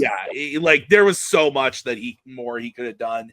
And it is just such a sad story. But like, he is by far the best part of that. Like, everybody says Killmonger is like, I like Killmonger. I think Boseman is the best part of that first movie. Like, I think he's so good. Bringing it back to fandom, by the way, I rewatched Creed 3. I realized Creed 3 is just like Black Panther, but like, so like, there's a pretender who comes in and takes the throne for like a hot second, and then the protagonist has to come back. It's just, in this case, Michael B. Ryan Coogler did 3 too, right? Creed 3 too, right? I think he helped write it. Oh, he helped write it? Okay. Yeah, so he only directed the first one. So at what point do we say Ryan Coogler's a one-trick pony? Well, just kidding. I'm sure he's a very talented person who's made many great films. Right? So we'll figure it out. Right? Yeah. Cool. Dope, man. Well, I think we should go see it and judge for ourselves. Yeah. It sucked. Just saw it. Final thing. I am excited because anytime I get to go see a new MCU movie in the theater, I'm excited. I get excited every single time. Even when I walk out, I get excited to talk about the things I liked, didn't like, no matter the volume of them. So I am looking forward to it purely based on that. And I'm excited to see we just said his name, Anthony Mackie. Like, I genuinely am. I'm excited to see him in the role. Yeah. I'm excited to see what kind of weird shit happens. And he doesn't yell at any senators. You got to do better, Senator. Senator. Can I say put a bow on it? Please. So there's, Brave New World, and then Thunderbolts in May, and then First Steps. Mm-hmm. If Brave New World sucks and Thunderbolts isn't what I hope for, I'm hoping Fantastic Four is the palate cleanser. But if Fantastic Four is bad, I will be out. You'll be full Nick. Full. I will be you. Like that. If they mess up 3 times in a row and that's the kicker, I'm protecting my bits from now on. So I don't want to. So Nick and I were talking about this a few weeks ago. We have these 3 movies, and I believe Brave New World is actually the end of Phase 5. Yes. The beginning of Phase 6 is Thunderbolts. Why? What's even the point of the phases anymore? Like, literally, somebody explain to me why they're like, this should be the end of the phase. This should be this. It makes no sense. Go on, Tim. I mean, I said that in the first phases too, because Phase 1 is Phase 1 is the only one that like feels good. Phase 2 ends with Ant-Man.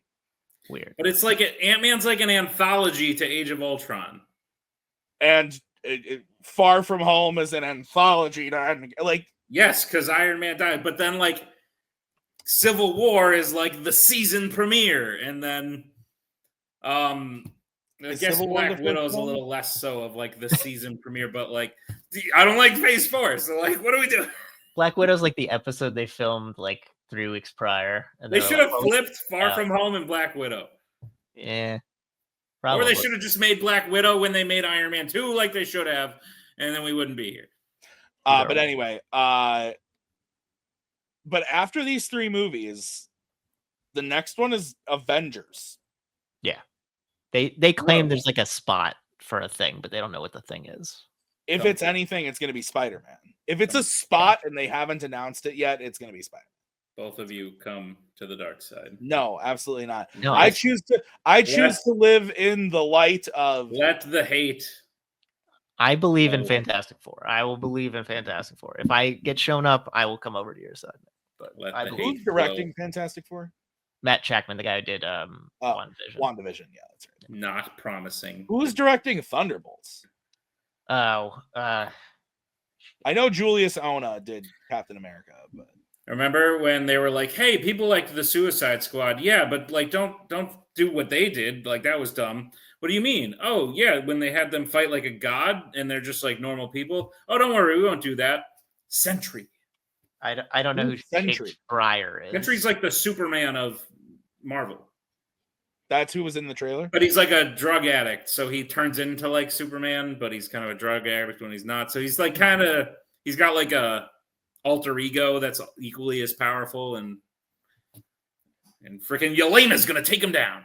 This guy directed Paper Towns, Tim. The guy who did Oh, Thunderbolts. It's The interesting. Thunderbolts guy. Mhm. That's Okay. it. Feels like an odd transition, but By the way, when we write Thunderbolts for answers, we have to have the asterisk, right? of Correct. course. Okay, good. And you have to draw it inside a Wheaties box. Yeah. All right. Well, thanks, Robert, for being here on the show. Stick around. We're going to be talking Captain America, Brave New World. And Maybe Robert will be there, depending on Robert could be there. Maybe Bucky will be there. He's not seeing the film, but he might just be sitting there. So we'll be right back with that review. Thanks again, Robert. That was weird. Leave that part in.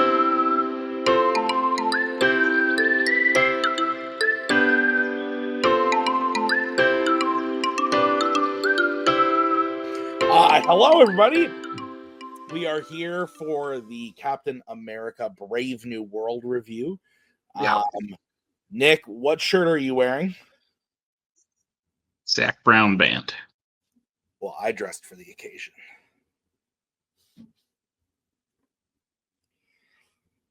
Yeah, I didn't. I thought about getting one of those. Did you see it at AMC? Yeah, I saw them. You should have gone. Is it just a toy shield? It's a popcorn bucket. Oh, that's a little absurd. It is absurd, but it's also I awesome. didn't know that's what it was. Whoever helmet too, right? What was that? the what? There's like a helmet too, right? The helmet is also a popcorn bucket, but not nearly as cool as the shield. And quite frankly, is this worth $42.99? No. But I like how shiny it is. And I am going to mount it because I like Captain America. I do. So I got the cup as well. Do you want to start with our Yeah, I'm gonna lead this discussion. I want to how start we with felt just going in before. about how we felt going in. Yeah, like before we. I mean, we talked about that a little bit with Robert in the last segment, but yeah, I think that on the whole, I went in with really, really low expectations. And here's why. I went in with really low expectations because we've talked about it on the show, but there's been kind of a aura around the movie. Like it's been in, I wouldn't say development hell, but like we knew coming out of Captain Falcon, Falcon and the Winter Soldier, that there was going to be a movie. Like we kind of knew that was coming. They teased a lot of different stuff. A lot of stuff I didn't know about, like the reshoots and whatnot. You told me. I'm not huge on the director, Julius Ona. I didn't really like Cloverfield Paradox. I haven't really liked a lot of the movies that he's done. The other one that he did was Loose, which I thought was good, but it didn't like capture me in a big way. So I there was a lot of like extenuating circumstances. Obviously, we've talked about like the state of the MCU. We talked about that with Robert. We're going to talk about that next week with Jacoby as well. Very briefly, or not with Jacoby, but before we talk in that episode, yeah. In that episode. So But on the whole, I was going in with really low expectations because everything was telling me that I should be having low expectations. And not to mention that obviously the movie came out 4 days ago now at the time you're seeing this. And I did see the Rotten Tomatoes score before going in, because I get that information through my job. Like I'm told on a daily basis, like what is happening critically and with the guests. So I'm told that on a whole, like I get a lot of information about like how the guests are responding to movies, so that I can react, as far as like my scheduling and stuff goes. So going into it, I was expecting low things. Yeah. I think you felt the same way. Yeah. Based on based on where the universe is, where the people's who make it, the people who've been making the projects, where their heads are at and where their priorities are as far as pushing a narrative over telling a good story. And yeah, the fact that it was reshot a bunch of times, they didn't really seem to know what they were doing, and quite frankly, I hate the show. Thought about it a lot, and I hate the Falcon and the Winter Soldier, just like I hate all the rest of the shows.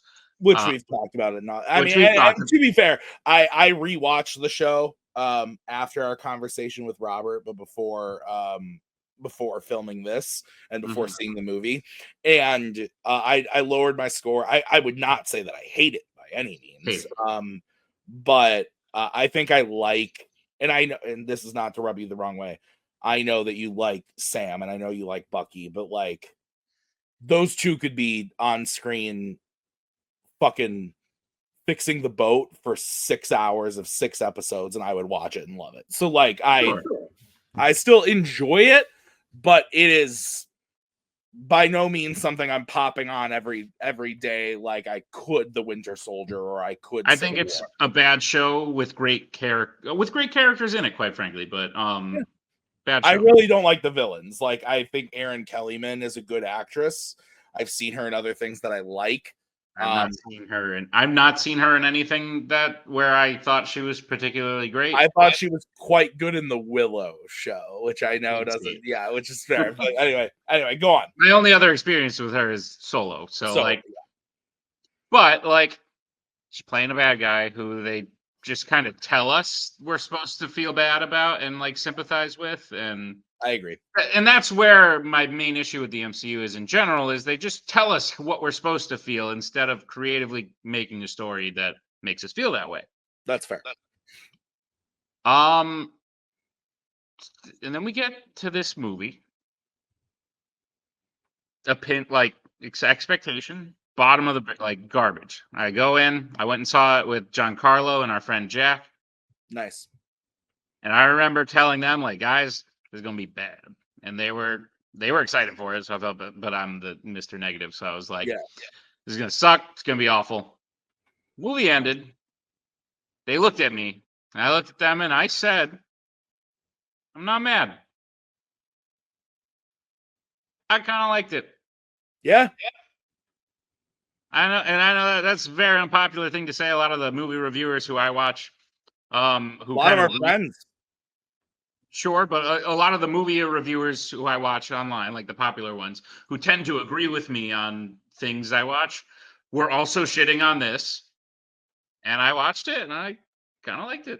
And I think there's reasons for that I'm sure we'll get into. But I'm shocked to hear this. So here's Nick and I, whenever we do this, we don't really tell each other what we thought ahead of time. So this is the first time I'm hearing his opinion. He's not on Letterboxd like me. So my review, I wrote one sentence. It was, I like what I like, back off.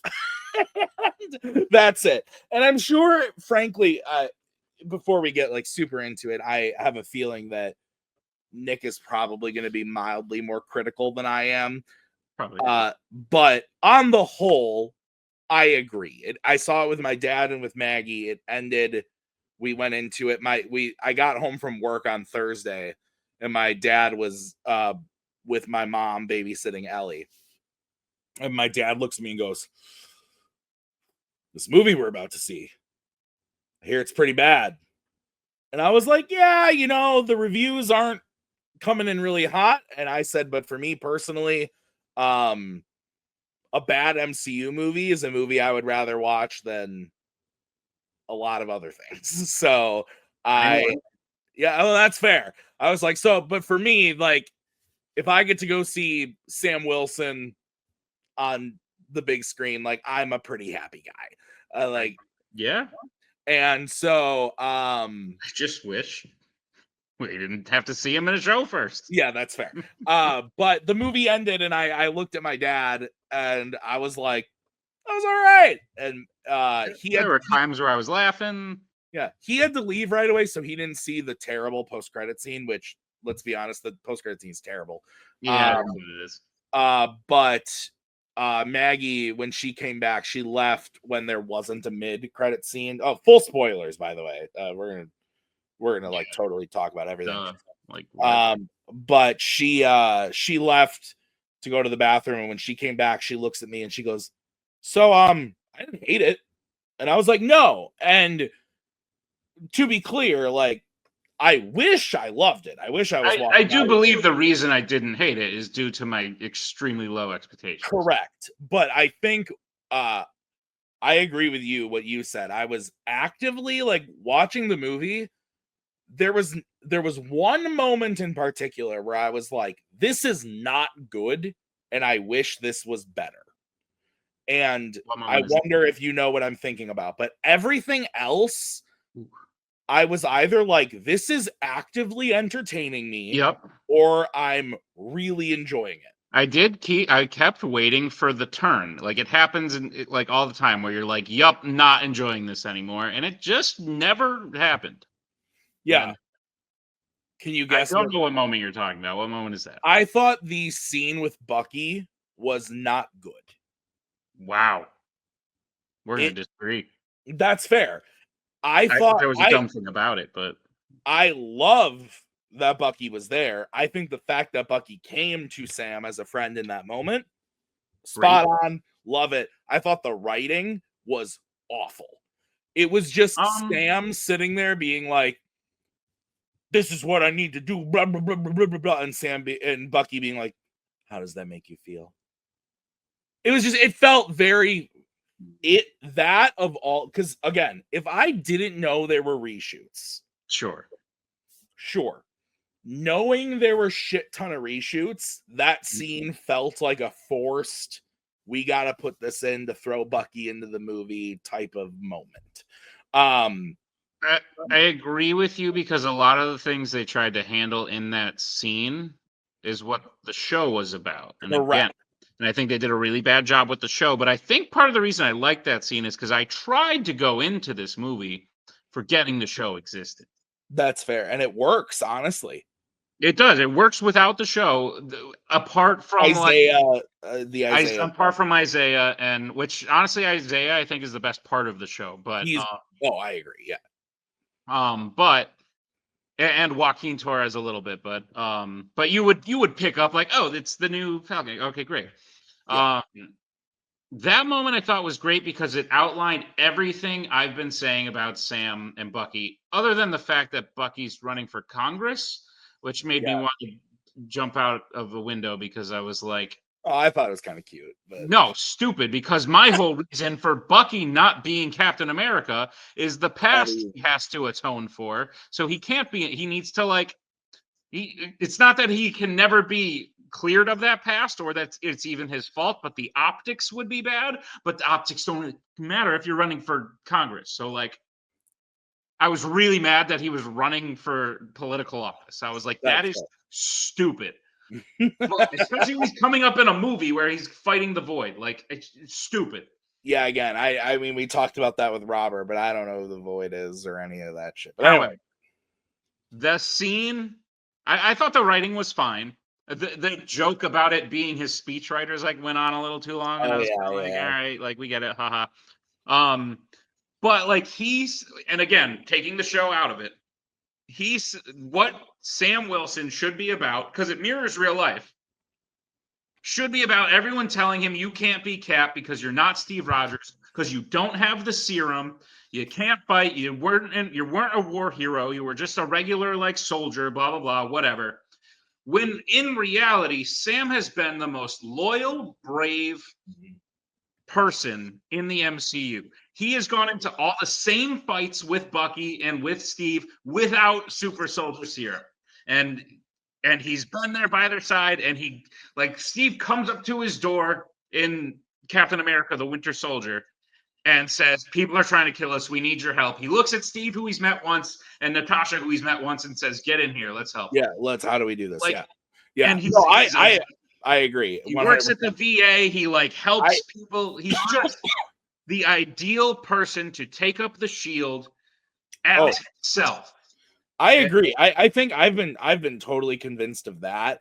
And I think something that I thought about was and maybe this isn't a fair comparison because like well maybe it is though, because at the time that Winter Soldier was coming out, the Russo brothers were no one.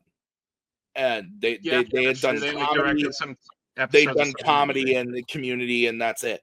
So going into that movie, I remember being and that's top 3 MCU for me. Like I think for me it's Infinity War, Guardians, Winter Soldier. Like I actually have it at 4. But I was comparing the opening fight on the ship, which name I can't remember, trivia. The White Russian. No, that's Star. Batman v Superman. Jesus, what is it? Lemurian Star. Yes. So that whole thing where he fights all the guys and takes them all out really quickly, and is Captain America, and then he fights what is it, Belloc or Baltrock? Yeah, the Leaper. Yeah, whatever. That's Batroc the Leaper. Belloc is Raiders. Jesus. And he does it in glorious fashion, and it's epic. He does that kick. And I was thinking about that during the opening scene of this movie, where right when Sam comes in, he's got the wings, he's got the shield, he takes those guys out really quick. But once he gets inside or whatever to save the hostages, which I love, where they're like, Joaquin is like, no, your job is to get the loved Joaquin, by the way. I did too. I thought he was great. I like that actor a lot. But yeah, when they were like, you got to go get the whatever. Yeah. And he was like, no, there's hostages. I got to go. Total Cap move. Love that shit. When he goes inside, he gets his ass kicked. He does. But he doesn't give up. And that's what I fucking love. And it's a contrast of the sense of like Steve and Sam. Like you have to compare them because it's Captain America. Right. But I feel like everything you said about Sam, of him being like always going into the fight with these people with the serum, him questioning the serum, whether he should have taken it or not, but he's in that fight, he gets his ass kind of beat by that big dude or whatever, but he perseveres, he does it, he gets the job done, and he also does it without the shield, which I thought was a nice contrast to Winter Soldier, which I don't think that was on purpose, but the moment that like it's not Belloc, Baltrock, whatever. Batroc, says, I heard you were more than just a shield or whatever. So as Steve fights him without the shield, he got the shield thrown away in this scene, and Sam gets up and fights, and that was like the whole movie. I loved that Sam like constantly with or without the shield was getting up and fighting, and I love that. And they set it up when he goes to spar with Isaiah. He goes to spar with Isaiah, and the goal of the sparring session is not to beat Isaiah, but it's to like slip his attacks and get the flags off his back. Yeah, and he does it very, very well. And he takes a hit, and then he gets up, and Isaiah goes, Cap doesn't take rests or whatever. Doesn't take 5 or whatever. Because that's what Sam has to do as a fighter, not as Captain America. Like, that's so much more encompassing than just your ability to fight. Sure. But as a fighter, I went into this being very worried about Sam fighting the Red Hulk because I thought it was unrealistic. Yeah, I would agree. Apart from one or two moments where I was like, that would hurt a little. I was gonna say there's no way he survived those. That would hurt a little bit more than you're showing. But apart from that, he finds unique ways to fight the Red Hulk. And I can explain it away in my head as saying, like, the Red Hulk's not as strong as Hulk. So, like, his wing could go into him but those are things you kind of have to explain away. But by the way, that shit was brutal. Yeah. I thought he blew up. I thought the Red Hulk straight up exploded. I thought he stuck a bomb in him and blew him up. That's crazy. Yeah, that's fair. I did not think that, but I can see how you would think that. But so that's the thing is this movie should have been about Sam proving he can be Captain America without the same fighting side, because Steve became Captain America before he got the serum. Yeah.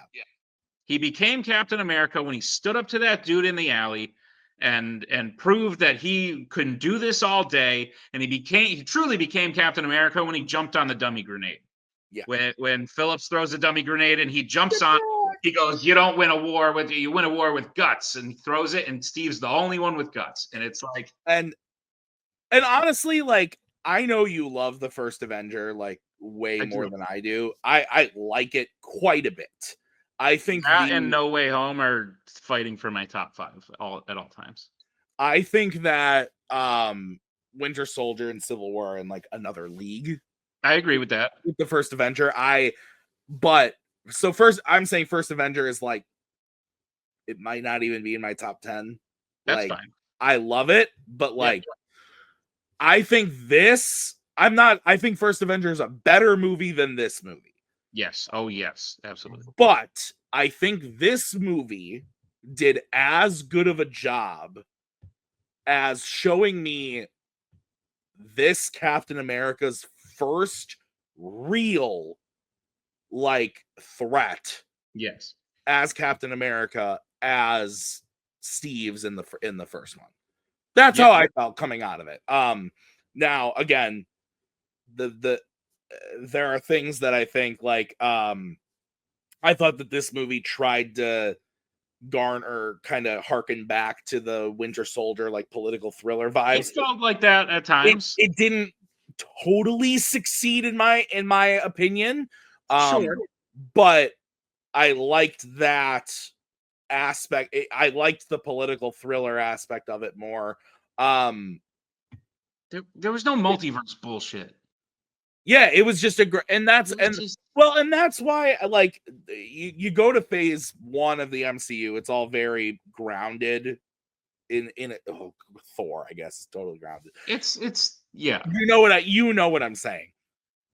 Phase 2, where they start to go a little more cuckoo for Cocoa Puffs. Winter Soldier is the most grounded movie in there. I guess Iron Man 3 maybe. Iron Man 3. Ant-Man. But okay, fine. But I mean, I get the quantum realm and stuff. Like but my point is that like I enjoyed,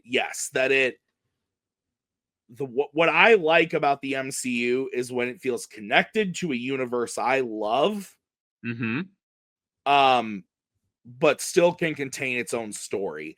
And something that we were and we meaning I think the general public, maybe not you, in phase 2 was always like why didn't Steve just call the Hulk to help him with this whole Winter Soldier thing and Hydra? Why didn't Tony just call Cap to help out? It was a thing that like post Avengers, but I liked that in this movie right away from the get-go. Thunderbolt was like, we want the Avengers back together. They're setting up a scenario where the Avengers are, for all intents and purposes, very dismantled. It made me feel like, okay, there's a giant red Hulk rampaging, that there wouldn't be a Shang-Chi or a... or that there is, but that happened so quickly that no one would... Sure.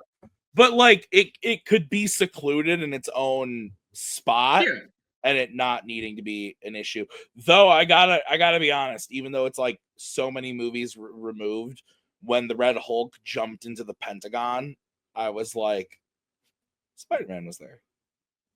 That was pretty cool. I mean, the Washington Monument. The Washington Oh yeah, sorry, the Washington Monument. You're right. What did you think about? Let's get into some more specifics. Okay. What did you think about the leader? I liked it, and he's not the best written villain.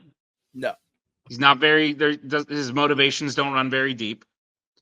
And maybe this is just me being like, oh, I seen him in a movie before, so I like it. But one thing this movie tried to do, which I can at least appreciate the effort for, is it tried to close loops. I agree.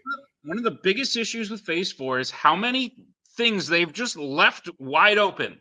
Shang-Chi's sister's running a terrorist organization. The power broker's out there doing something. There was an island of the Eternal guy. That was the biggest one, as everyone's like, there's just an Eternal in the middle of the ocean, and no one's saying anything about it.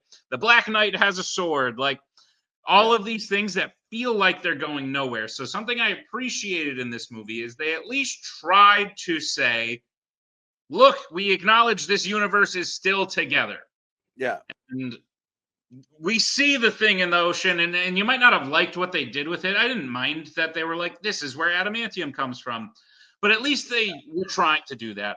And I thought it was very, very cool that they showed their effort in doing that by tying up literally the longest standing loose end the MCU has had. Literally, yeah.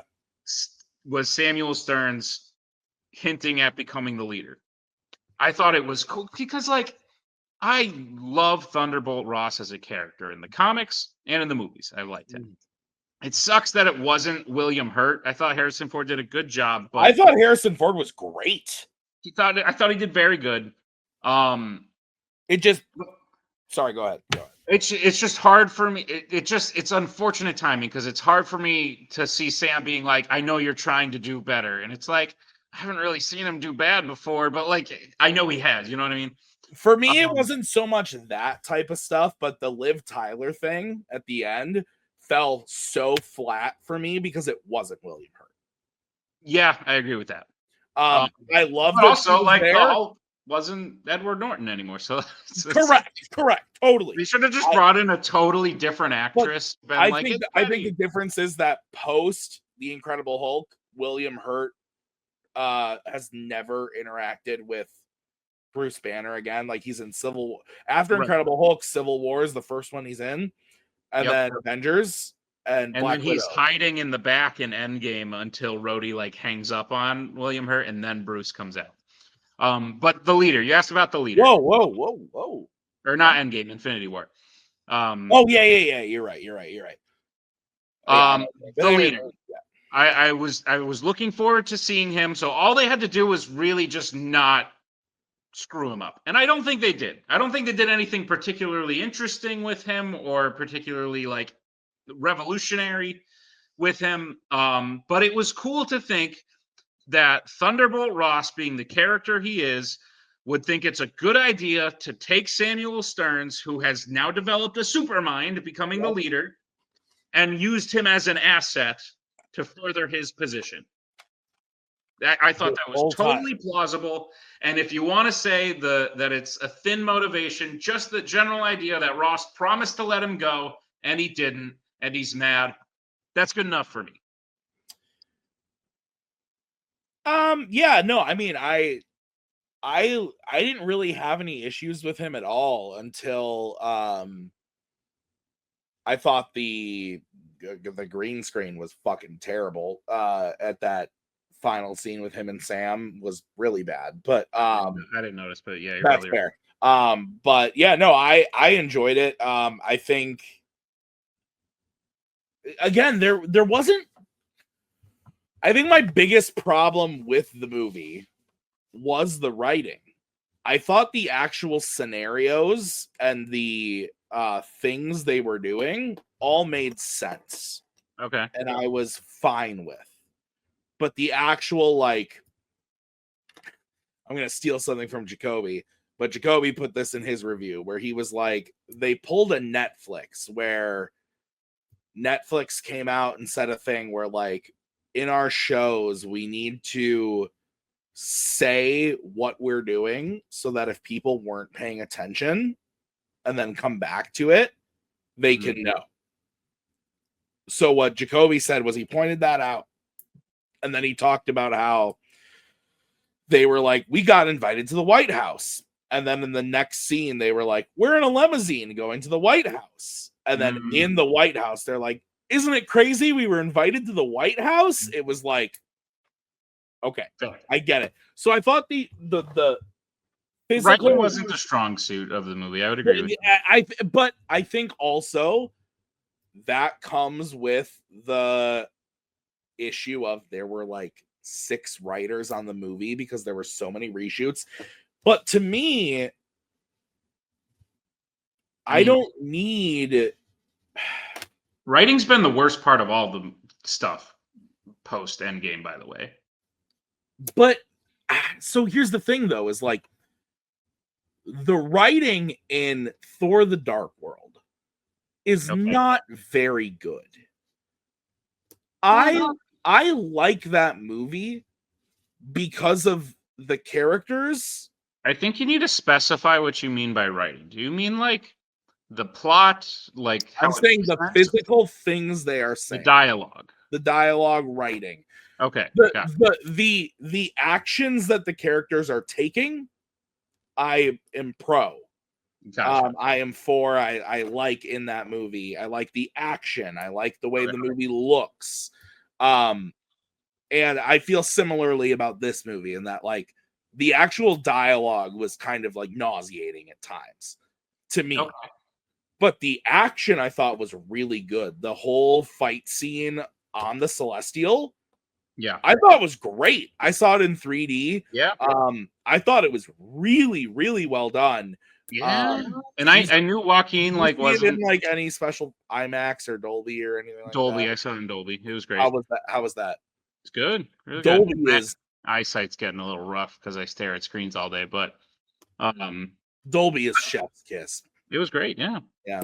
I knew Joaquin wasn't dead, but I still felt something when Sam was like looking at him. I was like, I really liked there. And that's the thing is it's not to say every scene is written terribly. Like I thought the scene between them at the end was really well done. Like the way that they I thought it went on a little too long. I would agree with that. But I liked that they were creating that moment, and it was also it was actually a great moment that you're talking it's about. a hearken again. Maybe they did mean it, and I'm just being naive. I don't think they did because I think they're too stupid, but fair. It feels very similar to the end of Winter Soldier, where Cap is laying there in the hospital and Sam is there with him. Like it felt. The best part about that moment was Joaquin saying, "I didn't have heroes where I grew up. There was no one I could look to, and I looked, and the Avengers happened, and I said, and I looked at you, and I said I could be him one day." And it wasn't based on something so thin as race or gender or it was anyone could look at Sam and go, I'm also not a super soldier like Steve Rogers or like Bucky. But I love my country, the military, and like I love my country. I can be brave. I can be loyal. I can do what's right when no one's looking. Yeah. Yep. And that's what connects with me a lot more about Sam Wilson and why I was so excited for him to be Captain America. Yeah. And Joaquin says, like, yup, I was looking at you. And like Kate Bishop did it with Hawkeye a little bit. Like, I think that's why probably the Hawkeye show is like not my least favorite of their TV shows. But like looking at Hawkeye and being like, you're just the regular dude on the Avengers. Like, and you're fighting with all these gods, but like you keep them grounded. It's good. You need Hulks and you need Iron Mans and you need all these people. Which should be like Iron Man's he's got incredible machinery. But he's got an ability that no one else has, and that's his intellect. Anyone can be Sam Wilson, but Sam Wilson is like the peak of who humans should be, in my opinion. I would agree with that. And that's why I'm excited. I was excited for him to lead. They've just built so much shit around it that I cannot find myself excited. But at the end of the day, as far as this movie on its own, if I pretend the show doesn't exist, where Sam is super sympathetic towards terrorists and then tells a senator he's got to do better, then this movie's pretty good. But to be fair, in the show he says, I agree with your fight. I just don't agree with how you're doing it. Like I guess that's fair, but the fight is also give us stuff that's not ours. I agree. I think it's the show's dumb. They blow up and kill a lot of people, and he brings her out like a martyr. It's stupid. When he like carries her out, yeah. It's just dumb. But again, show aside, just the movie on its own, I liked it. Shall we talk about some things that were dumb? Yeah, I think we probably should. I'm trying to find actually. So many moons ago. I also want to talk about. I guess for the first time, I was like 5% glad that the show existed. And it was because of Isaiah. If we didn't have a bit of a backstory for Isaiah, like that falls a lot more flat. And him in this is just fantastic. No, I agree. He's great. That's a racially based story that connects with me because I know that happened in a time where that was going on, and Isaiah went through some shit. So him going back to jail, just seeing the fear in his eyes, I was like, oh my God, this actually hits. And that's a lot more impactful. And I think Isaiah is a great character. He was great in it. Less great characters. I think before we do that. Okay. Well, no, you're right. We should talk about this first. Okay. I didn't hate the lady. All I'm saying is they better come out and say, oh, by the way, part of the Red Room training is we give them very small doses of super soldier serum. Because she's so tiny. Well, she's so tiny, but I also said this when Black Widow came out and they're falling from 10 stories and getting up being like, oh, that hurt. Okay, no, I'm good now. Like, yeah. In the comics, that's true. They do introduce some like super soldier serum. I didn't know that. So I would love for them to just come out and say, hey, that shit that the Red Guardian that we gave to him, we give the widows little doses of it. Not so much that they become out of control, but enough to where they can fall from 10 stories or like fight a guy that's twice their size. Yeah, that's fine. I would be much more okay with all the fighting she did, but I also didn't like hate her as a character. She was just kind of there. We glossed over Harrison Ford. Did you like him? Yeah. And like I said, I like Thunderbolt Ross. I like the idea that he's changing or he's trying to change. That's his like story late in life is he's trying to atone for the things he's done in the past. But also I felt like Harrison Ford as an actor was actually trying. It did not feel to me like he was phoning in his performance. I guess that's fair. I can agree with that. Yeah. Which I enjoyed because it would have been very easy for him to phone in. It just made me sit there and go, cool, so we should have recast Black Panther. Yeah, I know. We've talked about it. Well, it would have been weird because it's not Chadwick Boseman, but like the character of Thaddeus Ross got a really beneficial addition to his story. Yeah. And I think the character of T'Challa could have also gotten that. That's not the direction they went, and that's fine. But I think overall, I liked him in the role. I liked him as the character.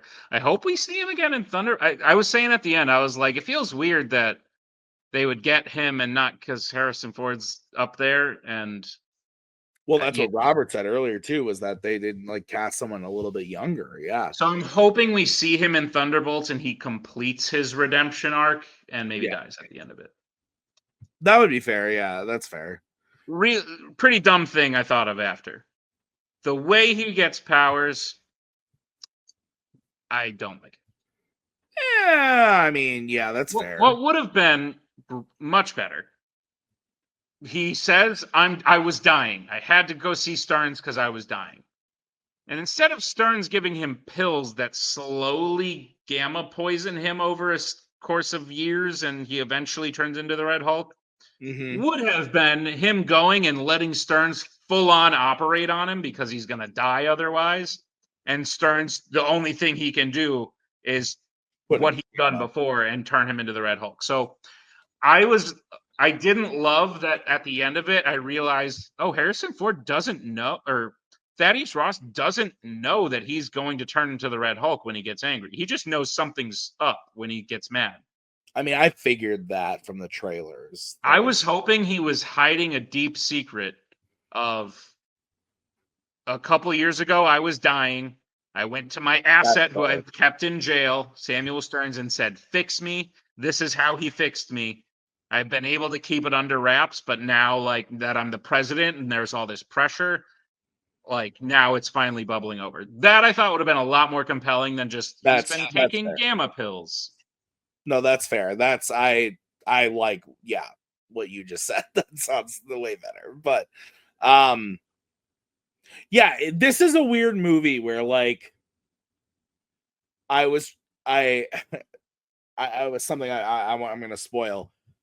Many moons ago, we made a Nick Tuig's MCU ranked list.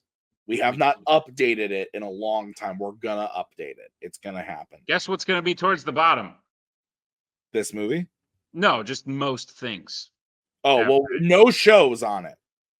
Oh, there's just movies. Still a lot of movies. That's right. There's only been, including this, 4 that we don't have on the list.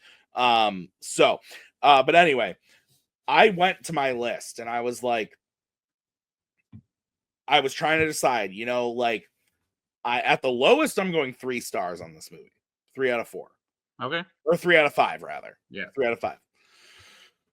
And I went to my list and looked at the rest of my 3 stars and my 4 stars. This movie still ranks low on my MCU list. Sure. To say that this is the second worst or worst up there with Eternals, which Eternals is a movie I like, I think is. Are you basing off of, like, Rotten Tomatoes scores? Rotten Tomatoes and that's another thing is when Rotten Tomatoes score is low, like, I actually get a little excited. Yeah, that's fair. Well, those are the only 2 movies that are rotten in the MCU. That's a mistake. Yeah. So I ended up actually giving it a 4 out of 5. Because I said, you know what, I enjoyed what I saw enough, and I'm also not afraid to, if I watch it again, say, nope, I was wrong. That was me trying to be whatever. I could fully see me watching it again and it taking a hit. My initial thought, I don't do star ratings or anything like that, but my initial thought coming out of it was, I think this is equally as good as the movie it's basically a sequel to, which is The Incredible Hulk. I think it's about as good as that, which, when Endgame hit, The Incredible Hulk is like a bottom 3 movie. According to you, Nick, it is a bottom 5 movie. Yeah. Bottom 5. Post Endgame with all this other shit, it's pretty good. It's like mid-tier MCU, which, like, after the string of shit we've gotten, I would gladly accept a mid-tier MCU movie at this point. So that's kind of what we got. I wasn't mad about it. And is this my list? This is it. We're gonna do it. This is how we're gonna close out the show. Okay. So wait, let me just. I feel like there was something else. Mind control, fine, whatever. Mind control. Oh, I was that. There's so much we could have talked about, but the show's over 2 hours at this point. So correct. I'm just trying to make sure I hit everything I want to say. Okay, I think we're good. All right, Nick. Yeah. This is the list you have so far. Okay, great. So 2 years ago when we published this. Yeah. So to be clear, the last movie we added to this was Wakanda Forever. Gotcha. Where did I put that? 23. So you have Captain Marvel, Dead Bottom, The Dark World, Iron Man 2, Iron Man 3. Multiverse of Madness right there? Yeah. Okay. Can I make changes to this? Positively, we're going to make changes. Okay. So, Captain Marvel at the bottom, you feel good? For now. Thor: The Dark World. Well, hang on. So, I think I put Love and Thunder above the Dark World. It just doesn't feel right. I think Eternals through Love and Thunder. They can stay in that order, Okay. but they should all go under Thor: The Dark World. Like under here. So 26. So Incredible Hulk should go here. Yep. Iron Man 3 should go here. Yep. Iron Man 2 should go here. Yep. And Thor: The Dark World should go there. Yes. And I think I can put Captain Marvel above Doctor Strange. No, actually below Doctor Strange, but definitely above Thor. So Thor: Love and Thunder is your worst MCU movie. Well, no, but okay, that's fair. That's fair. Of this list, yeah. Okay, so all right, so you feel good about those. How are we feeling about Guardians 2 and Thor? I think that's okay, an okay spot for them. Black Widow, that's fine. Put Far From Home above Ant-Man and the Wasp. That's fine. And there's Doctor Strange, Age of Ultron. You can keep going up. Homecoming, great. Ragnarok, fine. Black Panther, very good. Shang-Chi, I like Shang-Chi a lot, but it's a little high. So let's put Shang-Chi below Homecoming. And Ultron. There we go. Perfect. First Avenger, yeah, I did have it at 6, and No Way Home took 5. Those other ones, yeah, the rest is good. All right, so the next one that we have to add Yeah. is Guardians of the Galaxy Volume 3. Is Quantumania on there? Quantumania is the next one we have to add. Put it above Love and Thunder, but below everything else.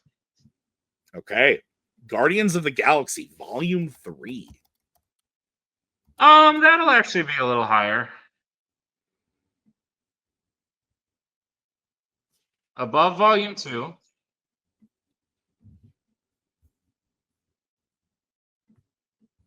Above Black Widow, above Ant-Man and the Wasp. Right there, I think is good. Okay. Then next is The Marvels. Last. Really? Easily. Okay, Not then Deadpool and Wolverine. That's tough because I feel like once the nostalgia wears off, I won't like it as much. But that's how I feel about No Way Home, but it hasn't happened yet. Well, because No Way Home is actually a well-written movie. Like I can look at Deadpool and Wolverine and go, "This isn't really well written." I just like the fact that there's people I recognize. But we'll go up above the Incredible Hulk for now. And let's put it above Ant-Man and the Wasp. Again, that works. All right, and then we got this movie, Captain America: Brave New World. I think I'm going to put it right above the Incredible Hulk. Above. Nah, right there is fine. Okay. Look at that. Scroll down.